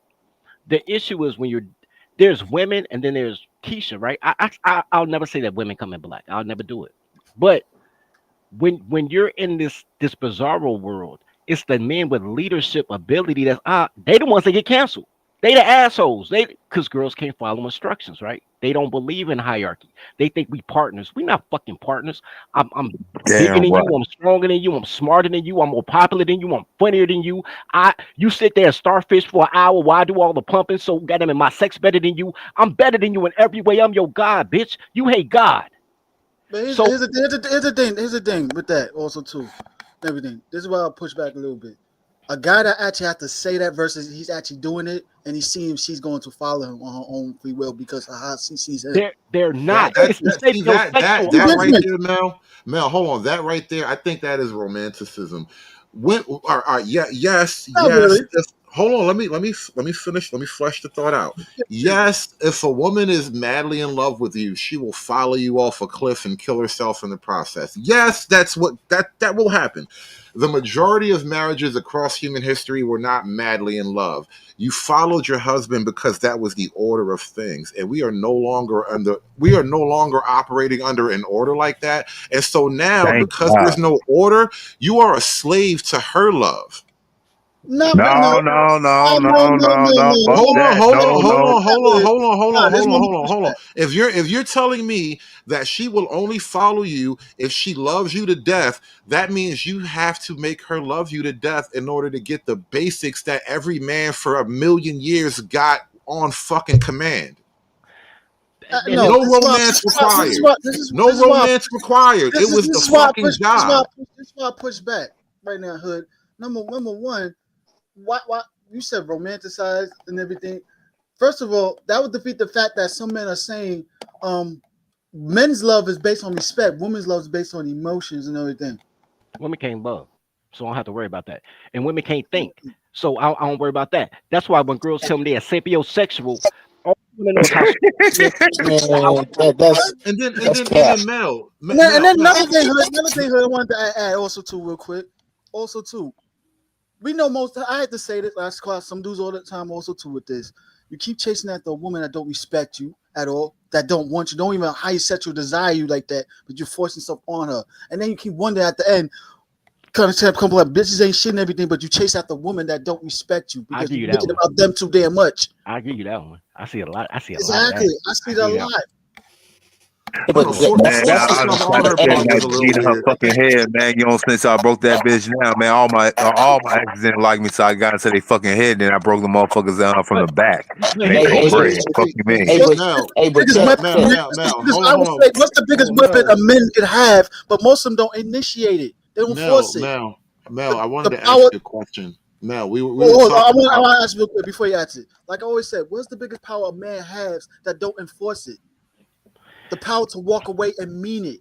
Most dudes don't. No, no, Al five is the biggest power because you're gonna walk away and then I gotta take your leftover. No, Al No, five that's has the power. No, most men no. don't walk The away. power is not Most men leaving, don't bro. walk away and The mean it power like that. anybody can quit their job. The power is calling somebody to hold, HR hold and then on, hold escorting on, them hold out of No, on. that nigga, box. I ain't talking about Hold on, no. I wanted to ask a question. I Go wanted ahead, to get Hood. this Go out. ahead, Hood. Mel, I wanted to ask you this. And speaking of power, what power do you have if her loyalty, if your command over her depends on her emotional state? Emotional state will be based on how she respects you, how you carry yourself as a man. You have your masculine identity. And most men don't have a masculine identity like they think they do. So No, what you you think don't is get going the to happen? question. You don't get the question. I think I it do went over believe your head. So let me try this again. How much power do you have if your power is only dependent on her emotional state? Because first of all, why are you basing your power off a woman? Period. You just told me that she will only follow me if she loves me, meaning No, the I didn't power say I love. have, I meaning said the respect. power I I have to said control respect. her You is said based love. on love, I said her love. respect. I said respect. You said love. I didn't say love. I said respect. Well, you said both because you defined it for each sex. Yeah, Yeah, men now base it's their love on respect. respect. Period. Not the emotional love like emotions. No, our love is based on respect. How she I how think she I think respected, how she sees you. if we're gonna move it past love into respect, fine. Let's put love on the side for now. Respect has to come with power and consequence. It's hard to respect something that doesn't And a enforce a little fear. consequence. Out five, bro. And a little fear. Yeah, out Exactly. five Most cover men all don't that. initiate the fear. No, it's the biggest fear. Walking away ain't initiating that fear. Exactly. Walking away and meaning it. Walking away. Man, But that don't no, man, you gotta initiate get it. that bitches, man. Look, man, look. See, y'all ain't known for putting bitches in a fucking funny farm, you know what I'm saying? Like I am, you know what I'm saying? You gotta fucking put that bitch in a fucking place. If it's got motherfucking say shit against her head, you probably got motherfucking roasted bitch every now and again, say how stupid she Yeah, is, motherfucker. yeah, You got, keep it humble. man, you Yeah. gotta go ahead and even take the dick away from her now and again, you know what I'm saying? Be like, man, you can't even touch, you not sucking, you can't fuck you know what I'm saying? You on punishment. Fuck you mean? Yeah, you got to damn near abuse a woman for to respect you. And you know what's so crazy No, about I that? disagree with what y'all know the I idea don't of abuse. I don't even just he's talking about emotional abuse all day. 5 dudes ask for your number and say how pretty you were. You got to come home to me like cricket eyeball bitch. Like I got to keep you humble. Why is that shades of gray thing such a phenomenon with women? Cause those bitches are shades of gray, man. Them bitches ain't black and look, they fuck black and white, but they all shades of grays and No, inside. no, He's no, talking no, about no, the no, no. sexual dominance. You talking about Hold on. Let me explain it this way. Very few normal men actually fantasize about a rape. That is an abnormal fantasy. I wouldn't. Well, I get what Most you're men's saying. fantasy, no, most men's sexual fantasy involve a woman giving herself to you. Multiple women, they just want me so bad, right? A woman's sexual fantasy, a lot of women's sexual fantasies involves being dominated severely. Yeah, exactly. That tells you everything you need to know. You know, BDSM lifestyle. okay, but here's Style all right. type of sex. Well, okay, Diamond. Most So men I don't know go. how to do that. I'll give you that. But here's the thing. You know you don't have to love your job to show up every day, right? Because that's your obligation. There has to be duties to anything you come to. If there's not a bad day that you be like, I don't feel like going to work today, but I don't have no PTO days. Fuck that job. No, because rent still has to get paid. The kids still need $10 for a field trip. So people do what they have to do when they think it's worth it. The problem, number one, the problem I have with being a colored male on these streets is everything you say is red pill, even when you're not. Because I ain't red pill. I'm stay off my lawn. Like I'm the crickety old man, stay off my lawn, but people like it's red pill. I'm like, it's not, right? But everything becomes red pill. So if we're gonna make it that, then all black red pill is about women. It's rarely about men or understanding women. It's about how can we get our first that our women should get on my nerves too. No black chick is my chick. I don't even like my sisters like that. But how can we get our women back together? Everything's about this fake ass unity that never existed in any peer group. And and then you get to the how can you dominate a woman? And I'm like, only 9% of black women get married. If you take out the boomers, 9% of black women get married versus 21% of black men. I tell people all the time, bro. I learned from that 11-year-old boy too late. Most black men want family. Most men want family. Liberal women don't want family. Even liberal men, the heterosexual liberal That men that want their daughter to be in Boy Scouts, has a wife. that's the blackest pill I've discovered in my years doing this, dirty folks. It's really not the men. Men, listen, there are a lot of men who are, they don't have the best habits or whatever. They're not perfect, but they will do their best to take care of a family in their capacity. It's the women who say, I don't need him, I just need the baby. Hood, be careful. I know you're in friendly territory, but man, those are kind of ideas, man, that get lambasted on other platforms, man. Here's the The thing, y'all. reality, though, it's the Like reality. the Men, only it's group, But bro. here's the the thing I deal. would Women say they don't need the men. But here's the thing I really push back on red pill, especially with the dudes and everything. And I have to say this and everything. Part of red pill, they talk about accepting reality in women also too. But also tell them about reality also too. Also is number one, most dudes. I think y'all mentioned it earlier. Most dudes fantasize about having sexual desire for women throwing themselves at them and want to get laid by most females. Females like that are technically promiscuous, but you have to come at them with a non-judgmental type of attitude. Okay, if you're a hoe, well, fuck it. I ain't gonna judge you for being a hoe. I'm trying to fuck also too. So what's up? Most dudes are still judging females for being hoes, but yet you want to fuck them also too. You want them to fuck you. Both of Whoa, them where are we going with this? fuck you. No, Those are not the same guys, bro. Stop it. Those two niggas don't even hang out together. Like, I mean, like what Dirk said, and like back to the Chris Rock joke, you can get away with a lot of stuff, man, if you get some bass in your voice with the right person. Man, Exactly. whoever's receptive to the message, man, is just gonna get the message. That's just it. Yeah. look, it's not look, women with a great fantasy are not necessarily promiscuous. I'm not saying they are or not. They're just girls, right? Yeah, It, yeah, it, it's a girl thing. it's me when You know I'm what, Dirty, go hold ahead. on real quick. Cortez in the chat earlier said that's specific to American or Western women. And I think that shows how tame Western society is to the female animal. Like they normally, in state of existence for most of human existence, that was a reality, right? You didn't have to fantasize about that because the shit just might happen to you. But in America, it's actually so rare that you fantasize about it. It's so rare that the number one fear on number two fear is death, ironically enough. Number one fear is public speaking. This inbox game has done more detriment to men than anything. They should have went outside to the mall or the club and just shot their shot and got the real action. But here's the crazy part about all this, right?